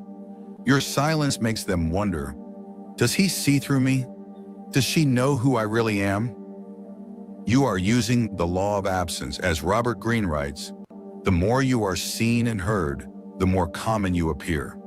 By withdrawing your words, you increase your presence. You become heavy, solid, and terrifyingly real. The second trick is the ultimate disruption of their supply. It is the technique of the board agreement. In the heat of conflict, a narcissist will often escalate to absurdity. They will call you crazy, selfish, overly sensitive, or ungrateful. They are fishing for you to say, "No, I'm not. Let me prove to you how good I am." Do not take the bait. Instead, agree with them, but do it with 0 emotional inflection. If they say, "You are the most selfish person I know," you simply shrug and say, "You're probably right. I can be selfish sometimes." Then you go back to what you were doing. If they say, "You're losing your mind," you reply, "That's certainly possible." This is also known as fogging. Imagine trying to throw a rock at a bank of fog. The rock goes right through. It hits nothing. It makes no sound. The fog remains. When you defend yourself, you become a solid target they can hit again. When you agree and amplify their absurdity. Without emotion, you become vapor. You create a psychological void. They hate this because it violates the script. They have written a script where they are the victim and you are the villain. Oh. By agreeing with them calmly, you burn the script. You leave them with nowhere to go. You have stolen their ability to fight, not by overpowering them, but by refusing to provide the friction they need to sustain the drama. This next shift is internal, but it changes your external vibration entirely. It is called clinical labeling. One of the reasons narcissists can hurt us is that we view them through the lens of intimacy. We see them as a mother, a husband, a friend, or a boss. These titles carry emotional weight and expectation. When a husband is cruel, it breaks your heart. The Stoic trick is to strip away the title and see their behavior. When they start their manipulation, I want you to mentally step back and put on a white lab coat. Imagine you are a scientist observing a rare, unstable specimen behind glass. When they scream, do not think, "My partner is hurting me." Think, subject is displaying signs of narcissistic rage due to a lack of supply. When they gaslight, do not think, "I am confused." Think, Subject is attempting to rewrite reality to protect a fragile ego. This is sanity preservation. By labeling the behavior clinically, you detach your soul from the interaction. You become tethered to reality while they float away in delusion. Narcissists can feel this detachment. They hate it more than anger. Anger implies you still care. Clinical detachment implies they are merely a problem to be solved, or worse, a curiosity to be pitying. When you look at them not with hate, but with a cold, analytical curiosity, it extinguishes their power. You are no longer providing the vibration of a victim. You are vibrating as an architect of your own world, unbothered by the storm outside. Finally, we must discuss boundaries, but not normal boundaries. Narcissists view normal boundaries as challenges to be overcome. We must use the authority anchor. A narcissist believes everything is negotiable if they pressure you enough. They will argue, plead, and threaten until you change your mind. The trick they hate is the non-negotiable numberlers. This utilizes the Stoic concept of being an unmovable object. When you say no, do not offer an explanation. I can't come on Sunday because I have work, and then I need to rest. This is weak. This gives them hooks to argue with. They will say, you can rest later, or work isn't that important. Instead, use the anchor. No, that doesn't work for me. When they ask why, because I said so, or simply, it's just not possible. Repeat the exact same phrase. Do not change the wording. Come on, just this once. It doesn't work for me. You're being difficult. I understand you feel that way, but it doesn't work for me. This is known in psychology as the broken record technique, but in our framework, it is the anchor. You are demonstrating that your will is not a currency that can be devalued by their persistence. They hate this because it cuts off their access to your reasoning. If they can't access your reasoning, they can't manipulate it. You have closed the gates to the fortress. You remain hollow to their demands, but solid in your stance. Why do we use these tricks? Is it to be cruel? Is it to manipulate the manipulator? No, we use these tools because your energy is a finite resource. In the economy of your life, your peace is gold, and the narcissist is a bankrupt borrower who will never pay back. The shift you must make today is to stop trying to win the argument. A narcissist will never say, you know what, you're right. I have been abusive. I'm sorry. That fantasy is keeping you trapped. Accept that you will never get justice from them, but you can get freedom. The bridge we are building is sanity over victory. Use the gray rock method, the board agreement, and the 3-second void, not just to make them go away, but because your reality is too valuable to be negotiated by a delusional mind. As you go forward, remember, the narcissist needs you to be the feeder. They need you to be the supporting actor in their tragedy. When you apply these Stoic principles, you step off their stage. You sit in the audience. You watch the show, but you no longer act in it. This is the ultimate revenge. Not screaming, not fighting, but becoming so sovereign, so tethered to your own worth, that their chaos no longer registers on your radar. They will try to provoke you. They will try to pull you back in, but you will remain the void. You will remain the mirror. And eventually, starved of the oxygen they need, they will have no choice but to move on, looking for an easier target. You have the power to dismantle their control. It starts with silence. It starts with observation. It starts now. Stay strong. Stay stoic. Become the void. Yeah, I'm not a stoicist, by the way. I don't know, I can't remember how I came across some of those stoicist videos, Diogenes, Aurelius, Plato. I don't think I've heard any stuff about Aristotle. I've read about him. And Diogenes, did I mention him? Diogenes? Yeah. I know where stoicism comes from, by the way. So that's another story. I might do a video on it. I heard this video here. Let's have I can't remember which one. Fine. You're being friendly, engaged, contributing, but something's off. People's eyes glaze over. They check their phones. They find reasons to leave. You walk away thinking it went well. They walk away relieved it's over. This is the cruelest kind of social rejection, the quiet kind. No one tells you what you're doing wrong. They just stop calling, stop inviting you, stop sharing anything real. You're left replaying conversations, searching for the moment you lost them, wondering why connections that seemed promising just fade away. Here's the truth most people never hear. You're probably not doing anything obviously wrong. You're not rude or mean. You're making subtle errors in conversation, habits so small they're invisible to you but exhausting to everyone else. And because no one tells you, you keep doing them, wondering why relationships stay surface level, why people seem friendly but distant, why you're always on the outside of deeper connections. Epictetus taught, "We have 2 ears and 1 mouth so that we can listen twice as much as we speak."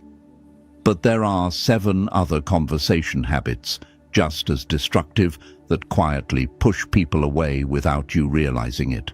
Today, I'll show you 8 conversation habits that make people dislike you, not loudly, but quietly, which makes them nearly impossible to recognize without help. These aren't about being fake or manipulative. They're about removing the invisible barriers between you and genuine connection. If you're ready to understand why conversations haven't been connecting the way you hoped, subscribe. Let's fix this together. Let's begin. Habit number 1. You wait for your turn to talk instead of actually listening. Someone's telling you about their difficult week. You nod, maintain eye contact, make the right sounds. But inside your head, you're not processing what they're saying. You're formulating your response, thinking about your similar experience, planning what you'll say the moment they pause for breath. The words are entering your ears, but you're not truly receiving them. You're just waiting for the opening to speak. This habit quietly damages connection because people feel it. They can't articulate how, but they sense you're not fully present. The conversation feels transactional, not connective. They're sharing something real, and you're treating it like a cue, waiting for your turn. Eventually, they stop sharing anything meaningful with you, because what's the point of talking to someone who's just rehearsing their own monologue while you speak? I watched this destroy a friendship. My colleague would share updates about her aging mother's declining health, something weighing heavily on her. Her friend would nod along, seem sympathetic. But the moment my colleague paused, her friend would immediately launch into her own parent stories. Not to connect, but to top it. My colleague started noticing a pattern. Every conversation followed the same rhythm. She'd share something vulnerable. Her friend would wait exactly long enough for a breath, then redirect everything back to her own experiences. Within 6 months, my colleague stopped confiding in her entirely. The friendship became surface-level small talk because she'd learned that her friend wasn't actually listening, just waiting. Epictetus taught, "We have 2 ears and 1 mouth so that we can listen twice as much as we speak." What he understood was that genuine listening is rare. Most people perform listening while mentally rehearsing their response. This isn't connection. It's parallel monologues. The Stoics valued presence, being fully where you are with whom you're with.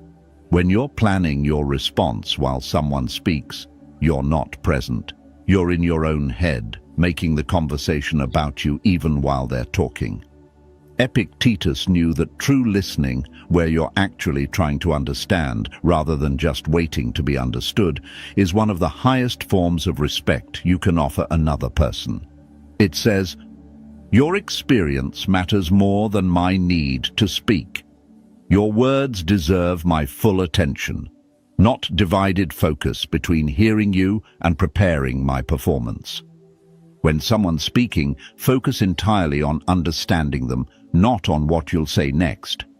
After they finish, pause for 2 seconds before responding. This ensures you actually heard them and signals you're considering their words.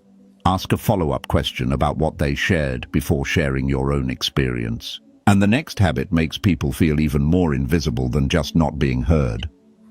Habit number 2. You one-up every story.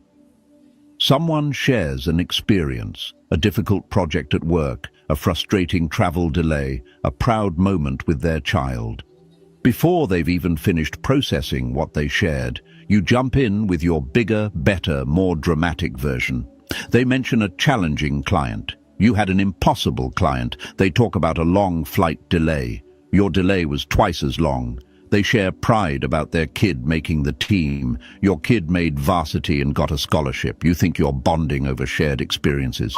They feel like their moment just got erased. This habit damages connection because it turns every conversation into a competition they didn't sign up for. When someone shares something meaningful and you immediately top it, you're not validating their experience. You're invalidating it. You're sending a message. What happened to you isn't impressive enough.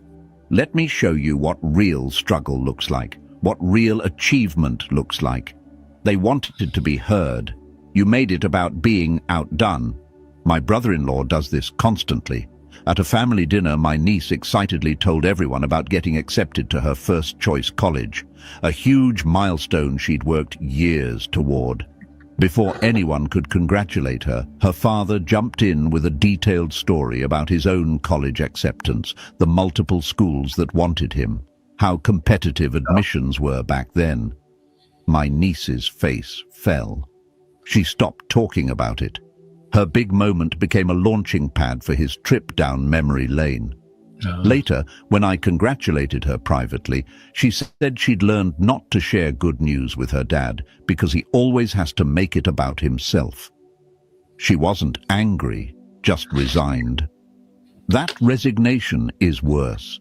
It's the quiet death of wanting to share anything real with someone. Marcus Aurelius wrote, "Nowhere can a person find a quieter or more untroubled retreat than in their own mind." But he also understood that ego constantly wants to prove itself superior. The impulse to one-up comes from insecurity, a need to demonstrate that your experiences are more significant. Marcus spent his life fighting this impulse, reminding himself that other people's victories don't diminish his, that their struggles don't need to be compared to his. He knew that true strength allows others to have their moment without needing to reclaim the spotlight. When you let someone else's experience stand without competition, you're demonstrating confidence. When you rush to top it, you're revealing insecurity. When someone shares an experience, resist the urge to immediately share your similar story. Instead, ask a question about their experience. Validate what they shared before relating it to yourself. Let their moment be theirs. If this lesson just made you realize you've been turning conversations into competitions, type "I'm listening now" below. Acknowledging the pattern is the first step to breaking it, and your honesty might give someone else permission to do the same. Hello. And the next habit makes conversations feel like you're draining people's energy without noticing. Habit number 3. You give unsolicited advice. Someone shares a struggle they're facing. Before they've even finished describing the situation, you're already solving it. You jump straight into what they should do, how they should handle it, the steps they need to take. You think you're being helpful. They feel like you just dismissed their feelings to get to your solution. Most people don't share problems because they need answers. They share because they need to be heard, validated, understood. When you immediately pivot to advice, you skip the part they actually needed. This habit damages connection because it sends a clear message. Your feelings aren't important. Let's get to fixing this. When someone's describing something difficult and you interrupt with solutions, you're treating their emotional experience like an inconvenient obstacle to efficiency. They wanted empathy. You gave them a to-do list. Over time, they learn you're not a safe person to be vulnerable with, not because you're unkind, but because you make vulnerability feel like a problem to solve rather than an experience to share. A friend learned this the hard way with her daughter. Throughout her teenage years, the daughter would start to share things: friend drama, school stress, relationship confusion. My friend would listen for maybe 30 seconds, then launch into advice mode. What the daughter should say, how she should handle it, what the friend was probably thinking. She thought she was being a good mother, helping her daughter navigate challenges. But her daughter stopped coming to her with anything real. She'd share surface details, but never the actual struggle. Years later, after some family counseling, the daughter finally said what she'd needed all along wasn't solutions. It was just her mother sitting with her in the difficulty, acknowledging how hard it was, making her feel less alone in it. The advice, however well-intentioned, had created distance. Epictetus taught, "Know first who you are and then adorn yourself accordingly." What he meant applied to conversation too. Know first what the moment requires before you act. Not every problem shared is a request for solutions. Sometimes the most powerful thing you can offer isn't advice, but presence. Epictetus understood restraint, knowing when to speak and when to simply be with someone. The impulse to immediately fix comes from discomfort with others' pain. We want to solve it quickly so we don't have to sit with the heaviness of it. But that discomfort is ours, not theirs. When you rush to advice, you're managing your own discomfort, not serving their need. Before offering advice, ask one simple question. Do you want to talk through solutions, or do you just need someone to listen? Then honor whatever they answer. Sometimes the most helpful thing you can do is nothing except be fully present. And the next habit makes people feel like they don't actually matter in the conversation. Habit number 4. You bring every topic back to yourself. Someone mentions they're thinking about changing careers. Within 2 sentences, you're talking about your career journey, your job changes, your professional philosophy. They bring up a book they're reading. Suddenly it's about books you've read, your thoughts on the author, your reading habits. Any subject, any topic somehow becomes about your experience, your opinion, your story. You think you're relating and connecting. They feel like they're just providing prompts for your performance. This habit damages connection because it turns the other person into an audience for your life rather than a participant in a mutual conversation. When every thread they introduce gets redirected to you, they stop introducing threads. Why bother sharing when it's just going to become another launching pad for your stories? The conversation feels hijacked. They came to talk with you, they're leaving having talked at you, or, more accurately, having been talked at by you. My neighbor experienced this with her book club. One member would do this every single meeting. Someone would share their thoughts about the book, what moved them, what they disagreed with, questions it raised. This member would listen for maybe 10 seconds, then spend the next 5 minutes describing her interpretation, her similar experiences, her opinions on the author's other works, tangentially related books she'd read. Every discussion point became about her perspective. After 6 months, people stopped sharing nuanced thoughts at meetings. They'd give surface-level comments because they knew any depth would just be an invitation for her extended monologue. The discussions that had once been rich and varied became shallow. Not because people didn't have thoughts, but because they'd learned sharing them meant losing control of the conversation entirely. She genuinely didn't understand why people seemed less engaged. She thought she was contributing enthusiastically. She was actually suffocating everyone else's contribution. Marcus Aurelius wrote about the importance of genuine interest in others' thoughts and experiences. He reminded himself daily to listen, not to respond, but to understand.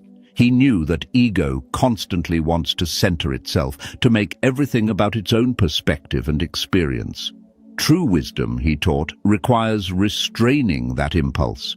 When you allow the conversation to remain focused on what someone else introduced, you're demonstrating respect for their inner world. When you constantly redirect everything to yourself, You're revealing that their inner world isn't as interesting to you as your own. People feel that, and they respond by sharing less, engaging less, eventually avoiding conversation with you entirely because it's not really a conversation. It's a performance they're required to witness. When someone introduces a topic, stay with their thread. Ask follow-up questions about their experience before sharing yours. If you share a related story, make it brief, and then return focus to them. Keep the spotlight where they placed it. If these conversation habits are helping you see patterns you didn't realize were pushing people away, subscribe for more Stoic wisdom on authentic connection. And if this clarity is worth sharing, like it so others can recognize these barriers in their own conversations. And the next habit makes people want to stop talking mid-sentence. Habit number 5. You interrupt and finish people's sentences. Someone's mid-thought, searching for the right word or building toward their point. You jump in. You complete their sentence for them or cut them off to add your perspective before they've finished theirs. You think you're being helpful, showing you understand, keeping the conversation moving. They feel disrespected, unheard, and like their thoughts aren't worth waiting for. Every interruption sends a message.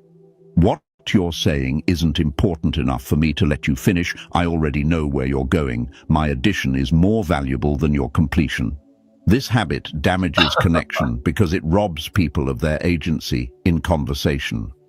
When you consistently interrupt, you're communicating that your thoughts have priority over theirs, that your pace matters more than their process.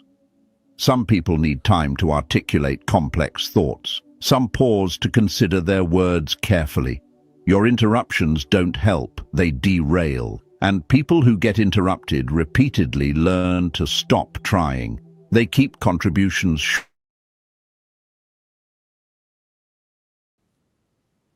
just means getting cut off mid-sentence.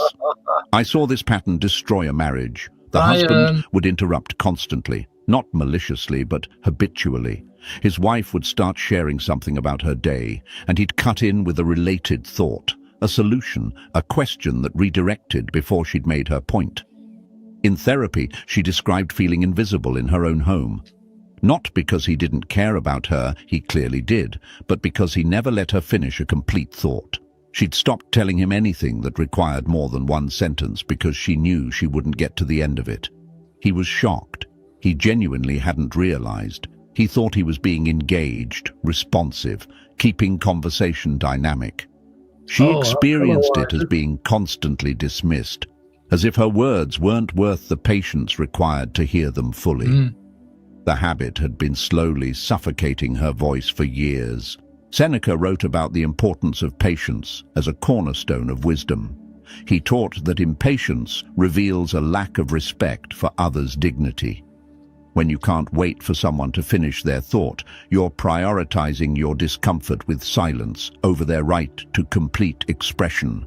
Seneca practiced deliberate pauses in conversation, training himself to let others' words land completely before responding. He understood that interruption isn't just rude, it's violence against someone's attempt to be understood. When you interrupt, you're saying your need to speak is more urgent than their need to be heard. That message accumulates. Eventually, people stop speaking around you at all. After someone speaks, pause for 2 full seconds before responding. Let silence exist. It ensures they're truly finished and signals their words deserve consideration. If you catch yourself about to interrupt, physically stop, close your mouth, wait. And the next habit makes every conversation feel hollow and superficial. Habit number 6, you only ask surface-level questions. You ask how someone's weekend was, they say fine. You ask how work is going, they say busy. You ask if they enjoyed their vacation, they say yes. Every question can be answered in one word, and usually is. You think you're showing interest. They experience it as checking boxes, going through social motions without any genuine curiosity about who they actually are. Surface questions get surface answers, and surface answers don't build connection. This habit damages relationships because it keeps everything at arm's length. When you never go deeper than basic status updates, you're signaling that you don't really want to know them. You just want to perform the ritual of asking. People sense this. They learn that conversations with you will stay shallow, so they don't bother offering depth. Not because they don't have it, but because you've never created space for it. Eventually, the relationship plateaus at pleasantries. You know, Isaac, I think I'm assuming I owe you an apology. I've just made you a moderator there, right? I did go in, and I was just curious. I'm a bit of a meerkat. Ben will even tell you that, I think, right? I was a little bit, I didn't quite comprehend one of your posts, your most recent one. Stupid me. I mean, I went in there sort of innocently because I saw a dude had made a comment there, and I wasn't sure what skit he was on about. And I went in and asked. Really, what I should have done, actually, when I thought about it later, I should have emailed you. I'd actually forgotten that I could email you. So, yeah, I wasn't trying to start anything. And if I'd have just given myself a minute's thought about it, or, you know, I could have emailed Isaac, I would have emailed Isaac, you know, blah, blah. Anyway, I wasn't trying to provoke anything. I was just curious. And, you know, the problem is with curiosity, you've got to ask. I'd genuinely forgotten that I could email you. But anyway, there you go. There you go. Facts about their life, but nothing about their inner world. A man I knew complained constantly that he couldn't form close friendships. He'd meet people, have cordial relationships, but nothing ever deepened. I observed him at a gathering. He'd approach people, ask about their job, their commute, their weekend plans. When they answered, he'd nod, then move to the next surface question. Someone mentioned feeling overwhelmed at work. Instead of asking what was overwhelming about it or how that was affecting them, he asked what time they usually go home. Someone mentioned their daughter just started college. Instead of asking how that transition felt or what they were most excited or worried about, he asked what she was studying. Every potential doorway into something real, he stayed on the porch. He wasn't being cold. He genuinely didn't know how to go deeper. He'd learned conversation as an exchange of facts, not an exploration of experience. Marcus Aurelius wrote about the importance of genuine curiosity about others' inner lives. He reminded himself to ask not just what people do, but what moves them, what troubles them, what matters to them. He understood that surface questions are safe but sterile. Real connection requires risk. The risk of asking something that goes beneath pleasant facts into actual human experience.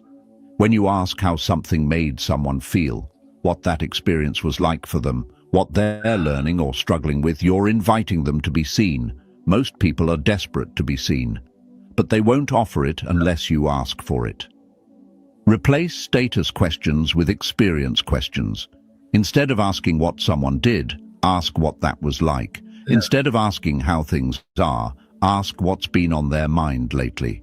Create space for depth by asking for it. If you're learning to ask questions that go beneath the surface and create real connection, subscribe for more Stoic wisdom on meaningful relationships.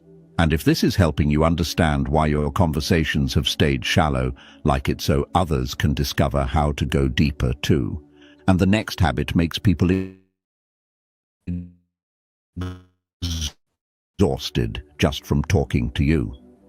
Habit number: someone mentions they're trying a new approach to something. You immediately point out the flaws. They share a perspective on a current event. You counter with why they're wrong. They mention enjoying a book or movie. You explain why it wasn't actually that good. You think you're engaging critically, having intelligent discourse. They experience it as being attacked for every thought they express. Conversations with you feel like defending positions instead of sharing ideas. This habit damages relationships because it makes every interaction exhausting. When people know that anything they say will be challenged, contradicted, or corrected, they stop saying anything meaningful. Not because they can't defend their views, but because they're tired of having to. They wanted conversation. You turned it into combat. Eventually, people around you learn to keep things bland and safe, because depth just means more arguments they didn't sign up for. My uncle destroyed most of his friendships this way. Every gathering, every casual conversation became an opportunity for him to prove someone wrong. Someone would mention they were thinking about switching to an electric car. He'd spend 10 minutes explaining why that was impractical. Someone would share excitement about a new restaurant. He'd list the ways it was overpriced or overrated. A cousin mentioned trying meditation. He launched into why meditation was pseudoscience. He genuinely thought he was helping people think more critically, saving them from bad decisions or uninformed views. What he was actually doing was making people dread talking to him. Family events became smaller. People stopped inviting him. When they did include him, conversations stayed relentlessly surface level because nobody wanted to offer up any real thought just to watch him tear it apart. He couldn't understand why people seemed distant. He thought he was intellectually engaged. They experienced him as exhausting and hostile. Epictetus taught, if someone speaks badly of you, consider whether what they say is true. If it is, correct yourself. If it isn't, ignore it. But he also understood the importance of choosing your battles. Not every incorrect statement needs correction. Not every different opinion requires debate. Connection, he knew, often matters more than being right. When you challenge everything someone says, you're prioritizing your need to be correct over their need to feel safe sharing with you. Epictetus practiced restraint in conversation, asking himself whether his correction would serve the relationship or just serve his ego. Most of the time, he stayed quiet, not because he agreed, but because he valued the person more than winning the point. Before challenging something someone said, ask yourself, will this strengthen our connection or just prove I'm right? If it's the latter, let it go. Save your intellectual energy for conversations explicitly about debate, not casual sharing. And the final habit destroys trust faster than any other. Habit number 8. You share their private information with others. Someone confides something personal to you, a struggle at work, a relationship issue, a private family matter. It was shared in confidence between you and them. Then you mention it to someone else. Maybe you frame it as concern, seeking advice on their behalf. Maybe it comes up naturally in conversation and you share it without thinking. Maybe you don't use their name, but the details make it obvious. Regardless of your intention, you've broken something sacred. They trusted you with something private. You treated it as public information. That trust doesn't come back. This habit doesn't just damage connection, it destroys it. When people discover you've shared what they told you in confidence, they don't just feel betrayed. They feel exposed, vulnerable, unsafe. Every private thing they've ever shared with you is now suspect. Did you share that too? Who else knows? The relationship doesn't recover because the foundation of it, trust, is gone. And once you've established yourself as someone who can't keep confidence, people stop confiding in you entirely. Not just about big things, about anything real. A woman at my workplace learned this devastatingly. A co-worker had confided about struggling with anxiety, how it was affecting her performance, how she was afraid of being judged. The woman mentioned it to another colleague, framed as concern for their struggling co-worker.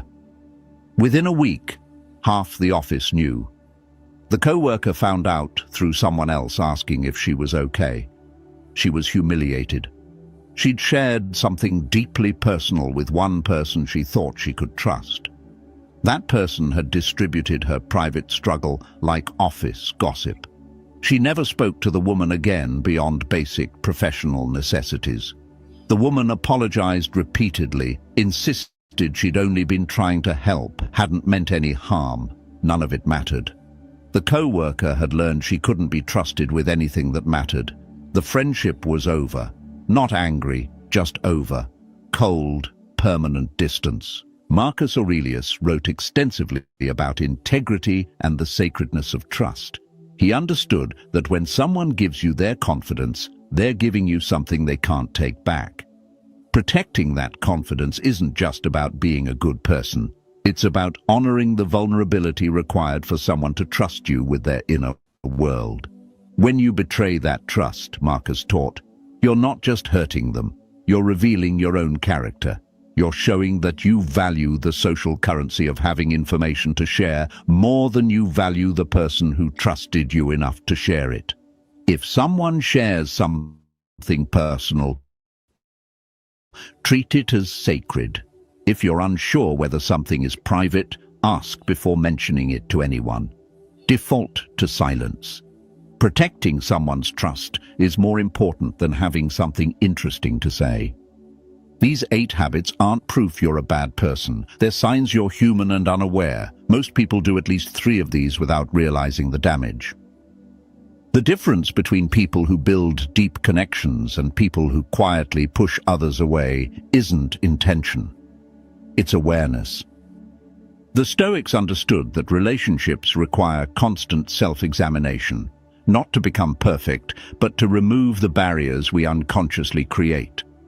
Marcus Aurelius practiced this daily, noticing his own patterns, adjusting his behavior, striving for genuine connection without letting ego sabotage it.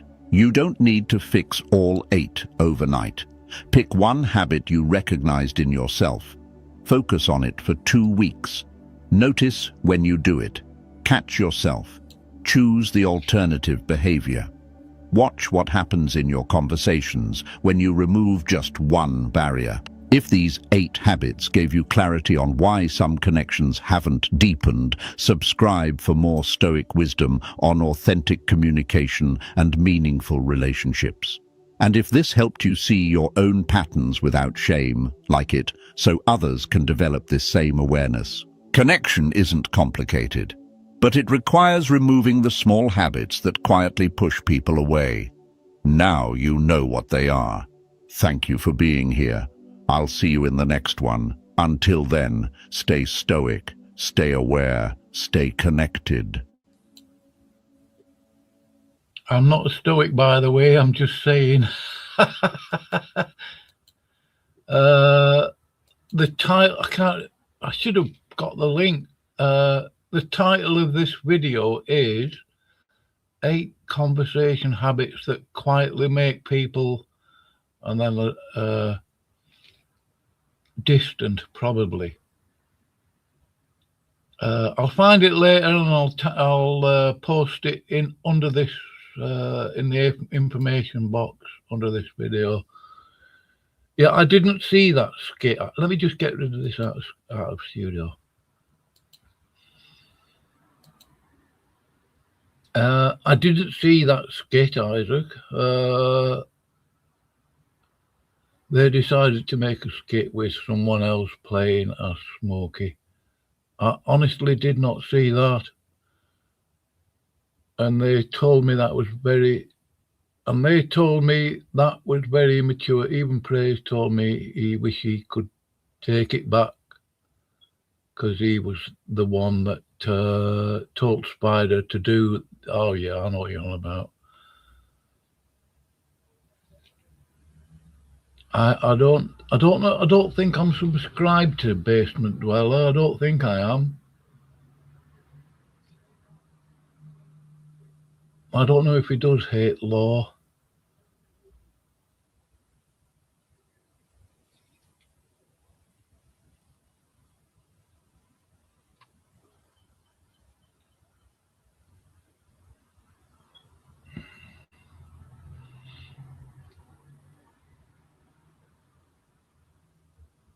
There's nothing sinful about the law. I don't think he said that. I'm not.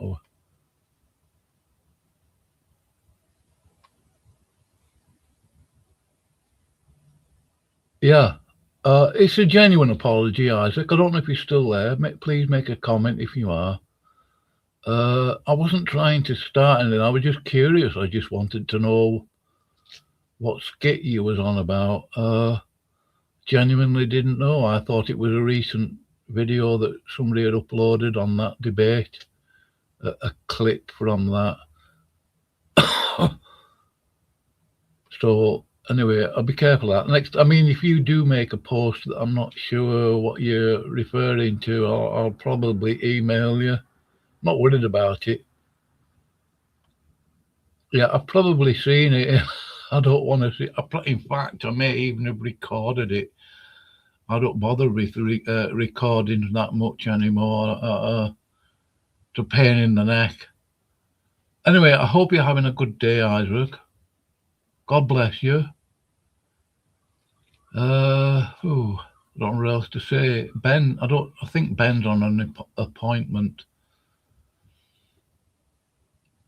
Yeah, no, I've probably seen it some months ago with Spider. Yeah, I wasn't keen on that. But there you go. Oh yeah. Now, a bit of terminology that Kevin Thompson used earlier. Self-referential. I did a bit of a Google. I knew what was meant. I just couldn't give a... When I thought about it a bit, I could have given a definition. But I've got an excellent example here of what self-referential is. Oh, it wasn't that one. It was this one. Self-referential,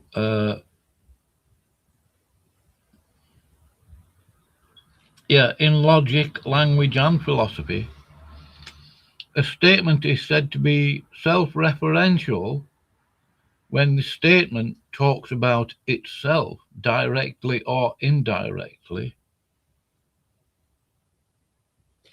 A statement that includes itself as part of what it refers to. A classic example would be, and this is a famous example. I've seen this one before. One famous example is the liar sentence. And the example is, this statement is false. But if the statement is false, then it is true, which creates a paradox.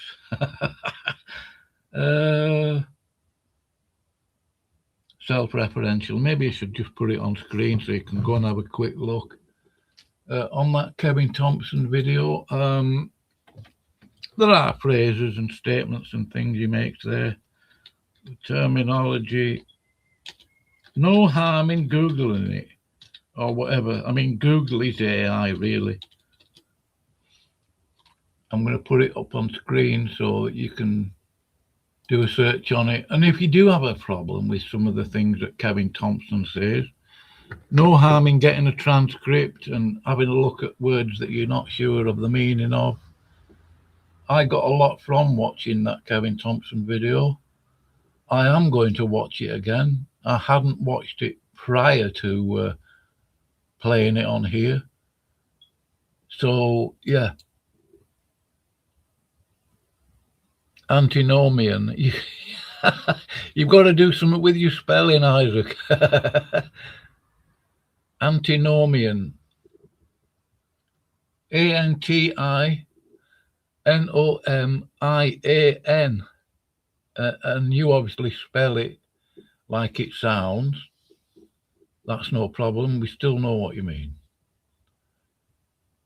I was going to read one, John. I might just change the title of this video. I could do.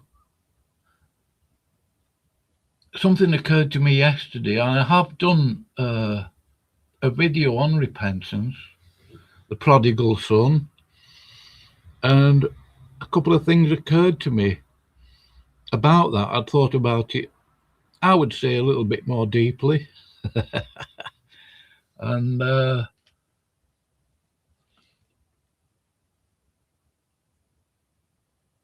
yeah, don't worry about spelling. I mean, you know, people don't get perfect grammar, and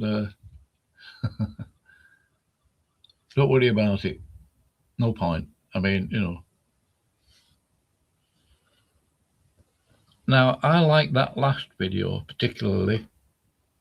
8 conversations that what was it? Oh, I can't remember now. Anyway, just type in 8 conversations on, in fact, I might just go and get it now. Let me see. I'll go to my history. I'll give over YouTube Music Premium. Oh, I paused it. Let it stay paused. It's truth. When I want a video paused, I want it paused. I don't want YouTube deciding to play it again. Let's have a look. Right, anyway. Yeah, I'll just type in 8 conversations. It should come up in my YouTube history.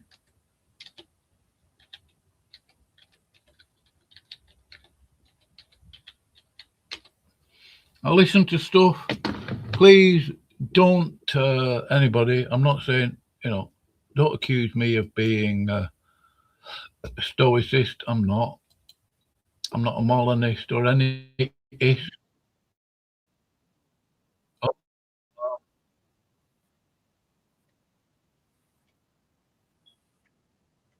Oh, I hate it when it does that.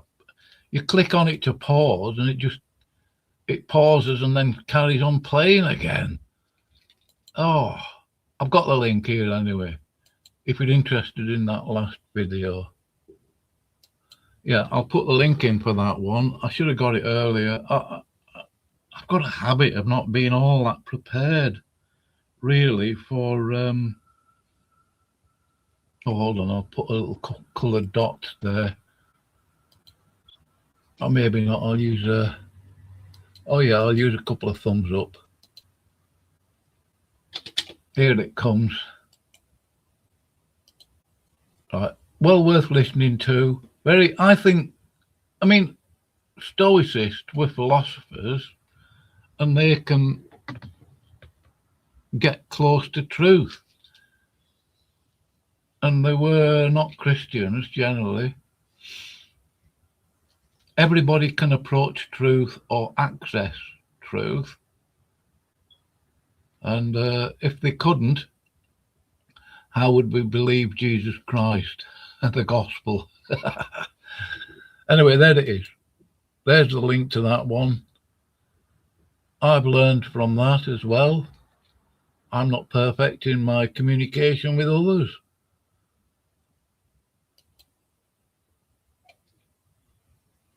I don't know if you got that link or not, Isaac. Yeah. Chase Hughes, he's worth listening to. Oh, Tyler Wood.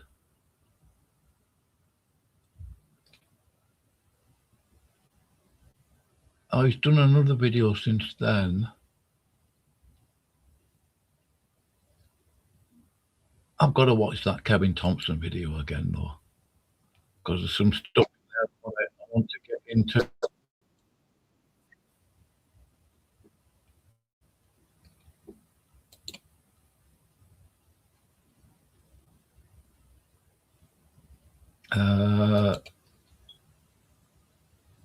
Yeah, Chase Hughes. Oh, Tyler Wood. Actually, I'm going to type it in there. I think it should come up.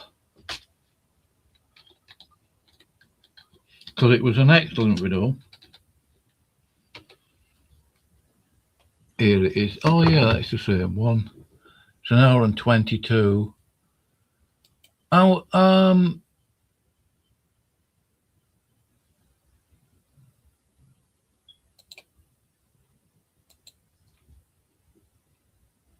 yeah, I put a lot of videos that I'm interested in watching on my watch later. This one is I think it's an excellent video. I don't know if you're interested in it. I'm not presuming to know what you're interested in, Isaac, you know. This is quite, all right, you got the link, okay. Chase Hughes, yeah. I've been meaning to get his book called Tongue. Yeah, I'm not sure whether I want to spend money on it though. Can't remember how much it cost. But this is a very, I think it's an excellent video. That's just my opinion. I'm not a conspiracy theorist. I'm not some sort of wacko, woo-woo, you know, clown. The thing is, you can learn from others, even if you don't agree with everything they say. I mean, I can listen to stuff on Stoicism, Diogenes, Socrates, other philosophers, Schopenhauer, things like that. And there are bits that you can learn from them, and there's no harm in doing so. That doesn't mean I'm a big follower of Schopenhauer, Diogenes, Marcus Aurelius.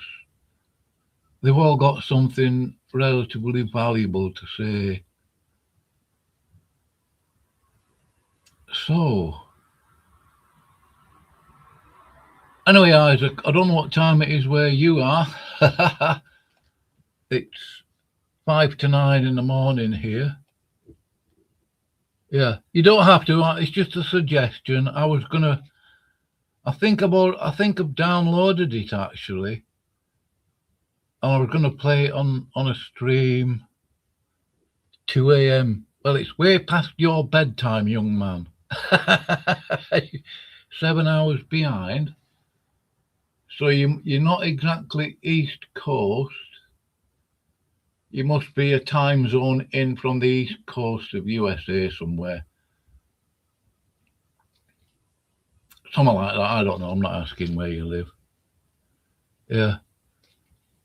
Isaac, I don't know what this means to you. I do want to encourage you. I don't hate you. I'm not. I do love you. I care about you. I've thought about you this morning, actually, before I started this stream. I think you are a person in Christ, you are saved, that actually wants to learn stuff. I'm not a teacher. I don't think I've never thought so. There's loads of places you can go and find out stuff. Just type in keywords that pique your interest. And yeah, I'm not trying to give advice, that's all. I'm just, I don't know, I'm just trying to be helpful. I do try and help. Sometimes it gets a bit misplaced, especially when I'm trying to find out something. Because if I want to find out something, I'll just dive into a studio and ask. You know, like I did the other day, and that sparked off. I don't know what I should have said if I was going to say anything that wouldn't have sort of involved you coming in and getting annoyed with them. Not that I'm blaming you. I'm not saying that you were wrong or anything, because I know you've got the moxie to just get in a stream if you can get in and, you know, speak your piece. Say what you mean. Say what you believe. That's okay. I would encourage you, though, Isaac. I mean, I only use the KJV. There's no real harm in you using other so-called Bibles. Just realize the difference between those, other than the KJV, do have problems. Anyway, that's up to you. I mean, I'm just saying, I've read all sorts of books on it, and I'm not an expert, you know. Yeah, just keep finding out stuff, Isaac. Listen to people. No, a book didn't save you. God's word did, and they preached that word to you that they learned from a book. No, God's word saved you, Isaac. Where do we access God's word? Scripture. And I would always say KJV. Regardless of what the rest of the planet says, or any other Christian or anybody, I'm keeping to me KJV. And that's it.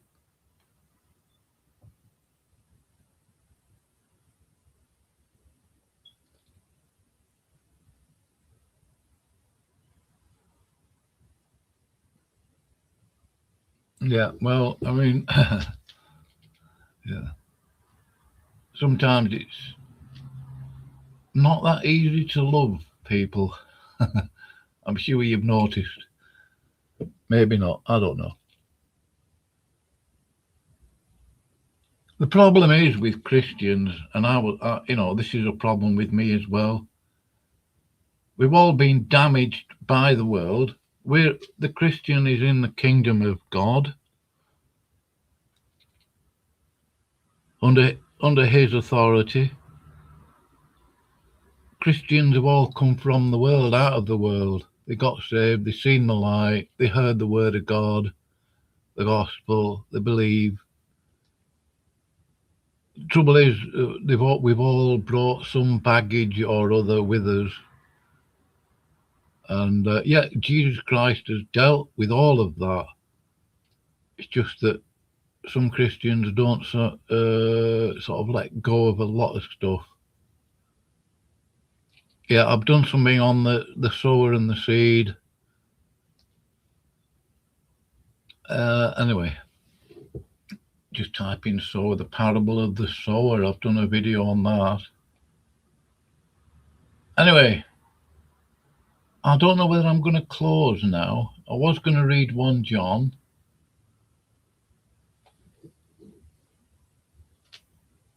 There was a video on Socrates that I meant. Oh yeah, there was yeah. No, I'll do the 1 John reading. I'm going to edit this.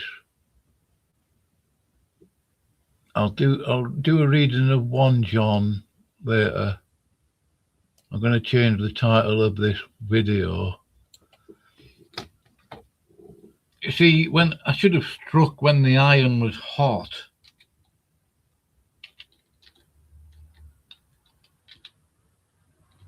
And just started my stream while I had all the videos and stuff. Oh, why has it done that?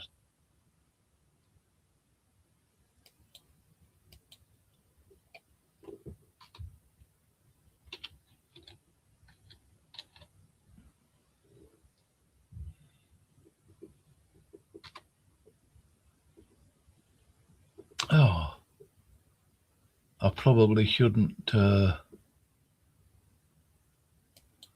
and edit the title of a video right in the middle of a stream. Bad idea. But anyway,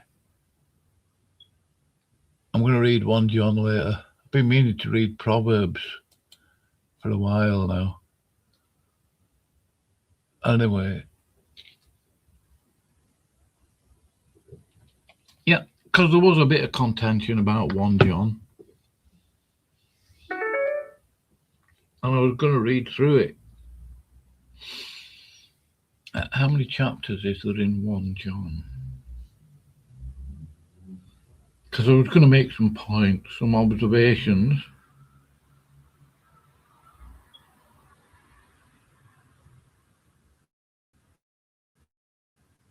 Where's my blue letter? Oh, there it is. I've got a blue letter Bible on my mobile phone.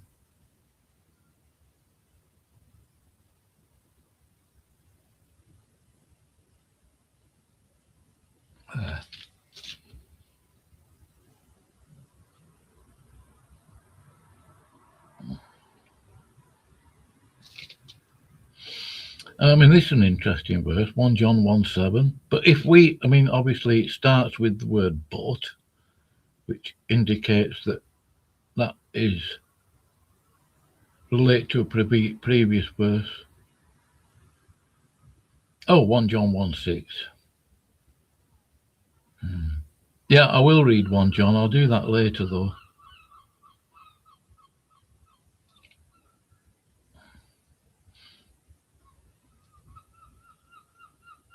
Yeah, a very challenging book. Oh, this isn't 1 John 1:7. But if we walk in the light, as he is in the light, we have fellowship one with another. If we walk in the light, and the blood of Jesus Christ, his Son, cleanseth us from all sin. If we say that we have no sin, we deceive ourselves, and the truth is not in us. If we confess our sins, he is faithful and just to forgive us our sins and to cleanse us from all unrighteousness. If we say that we have not sinned, we make him a liar, and his word is not in us. I'm going to read all of this later anyway. I should do it now. I really should. But anyway, I am going to read it later. I'm going to make a cup of tea and a smoke. I'll come back later. Or you read from www.bible.com. Right, I don't know if that link's showing on there. Let's have a look. Is that link? Maybe you've typed it in wrong. It's not showing up as a link, but anybody could find it. I think it's www.https.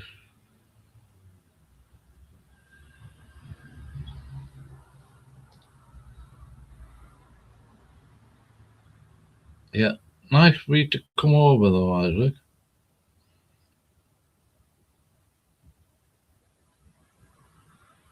I wonder if this link will show up. It's a bit awkward posting links on from StreamYard. I'm not sure this one's going to show up. I might just post it like that. No, it didn't show up as a link. Oh, well.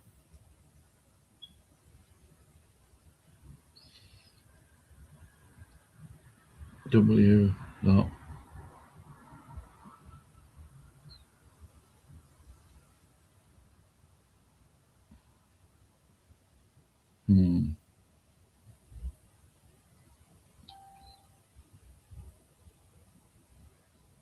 Anyway, Isaac, God bless you and yours. Hope you're well. Let's see if that link shows up. Oh, there you go. Oh, I forgot the /. Yeah, that's it. I use Blue Letter. I was going to use eSword. Oh, yeah, U version. Yeah. I've been on there. I think I did have it. I know it will read the Bible for you. I wonder if you get a copyright for playing it. Yeah, I've already got that one, that app. Anyway. Right, I'm not begging, and I know it does annoy some people, which is probably why I do it. Right. If anybody wants to help me with cost of books and stuff, you can do. Kindle books. Your PayPal's there. If you don't want to, it's okay. If you do, nobody needs to know. I don't share that kind of information. I am having a blessed morning, and thank you for coming over. Ben was over here earlier. So was Kevin's Biblical Discussions.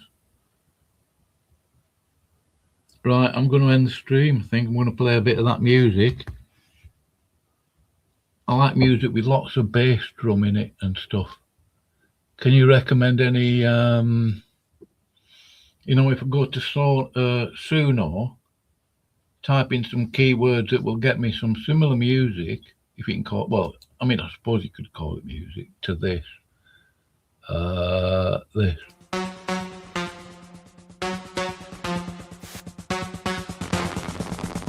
Turned off. Hold on. You might not hear it. Volume mode. There we go.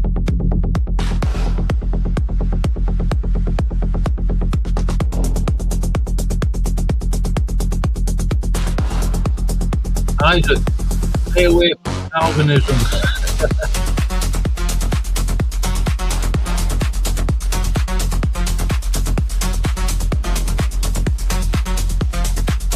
EMD. All right. EMD.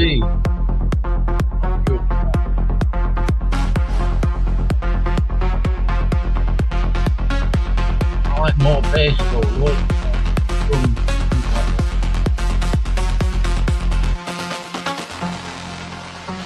I don't know what it's called. I just typed some words in. I want electronic music with deep reverberating bass. This is what I got.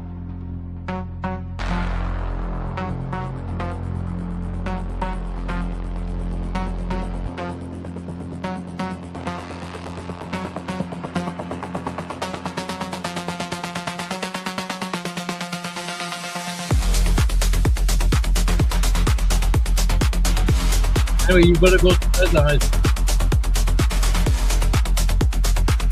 2 o'clock in the morning.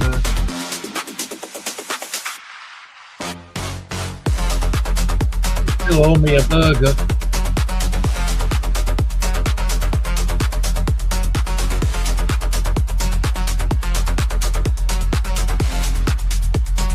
All right. Okay, EDM. Right.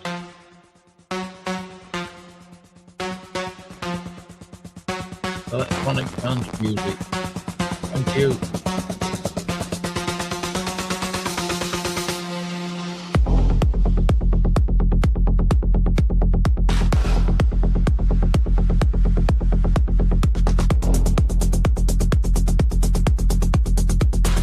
I want that burger.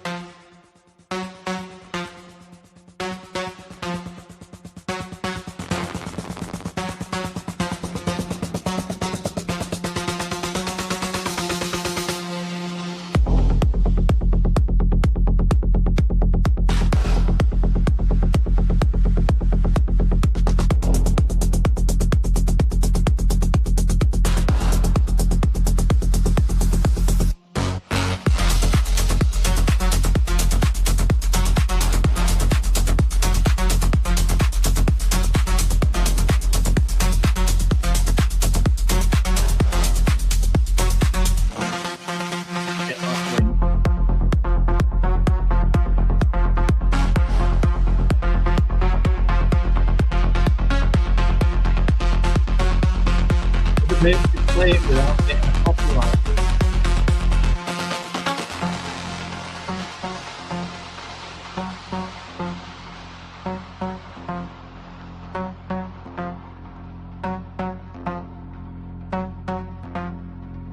Armin van Buuren. Anyway, I'm gonna go now.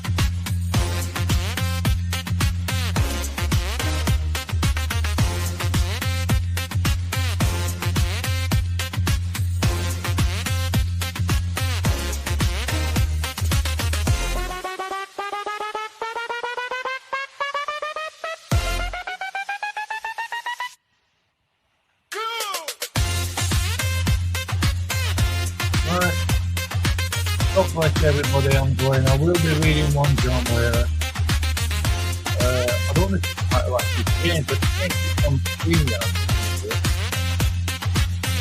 I don't know if it's changed it on YouTube. Not that it matters. I can always correct it. And you came unto me, and shall the righteous answer him say?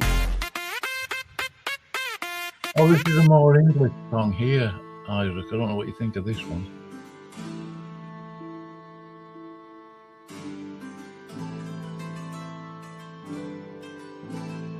Okay. Electronic dance music. And it changed the title on YouTube effectively. So, don't know.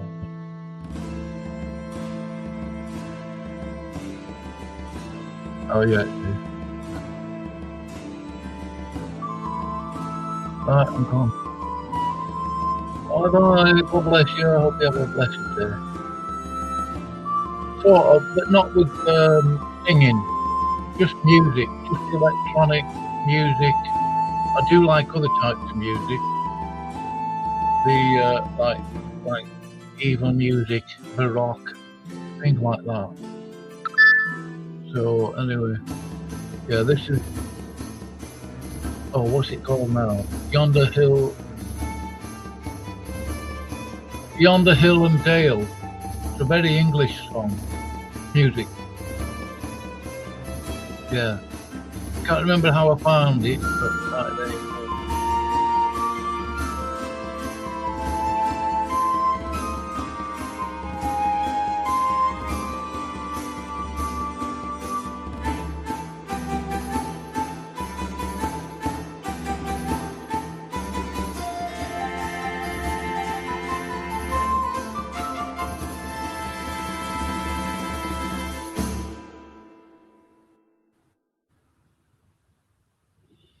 keep meaning to go, and I'm not.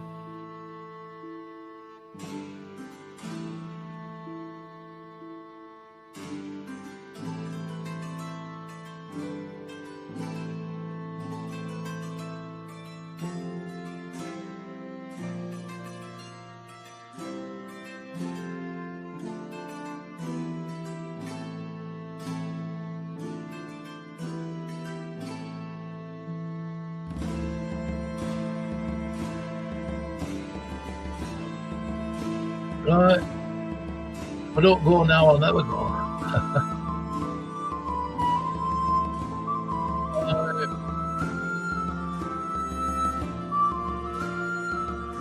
Go.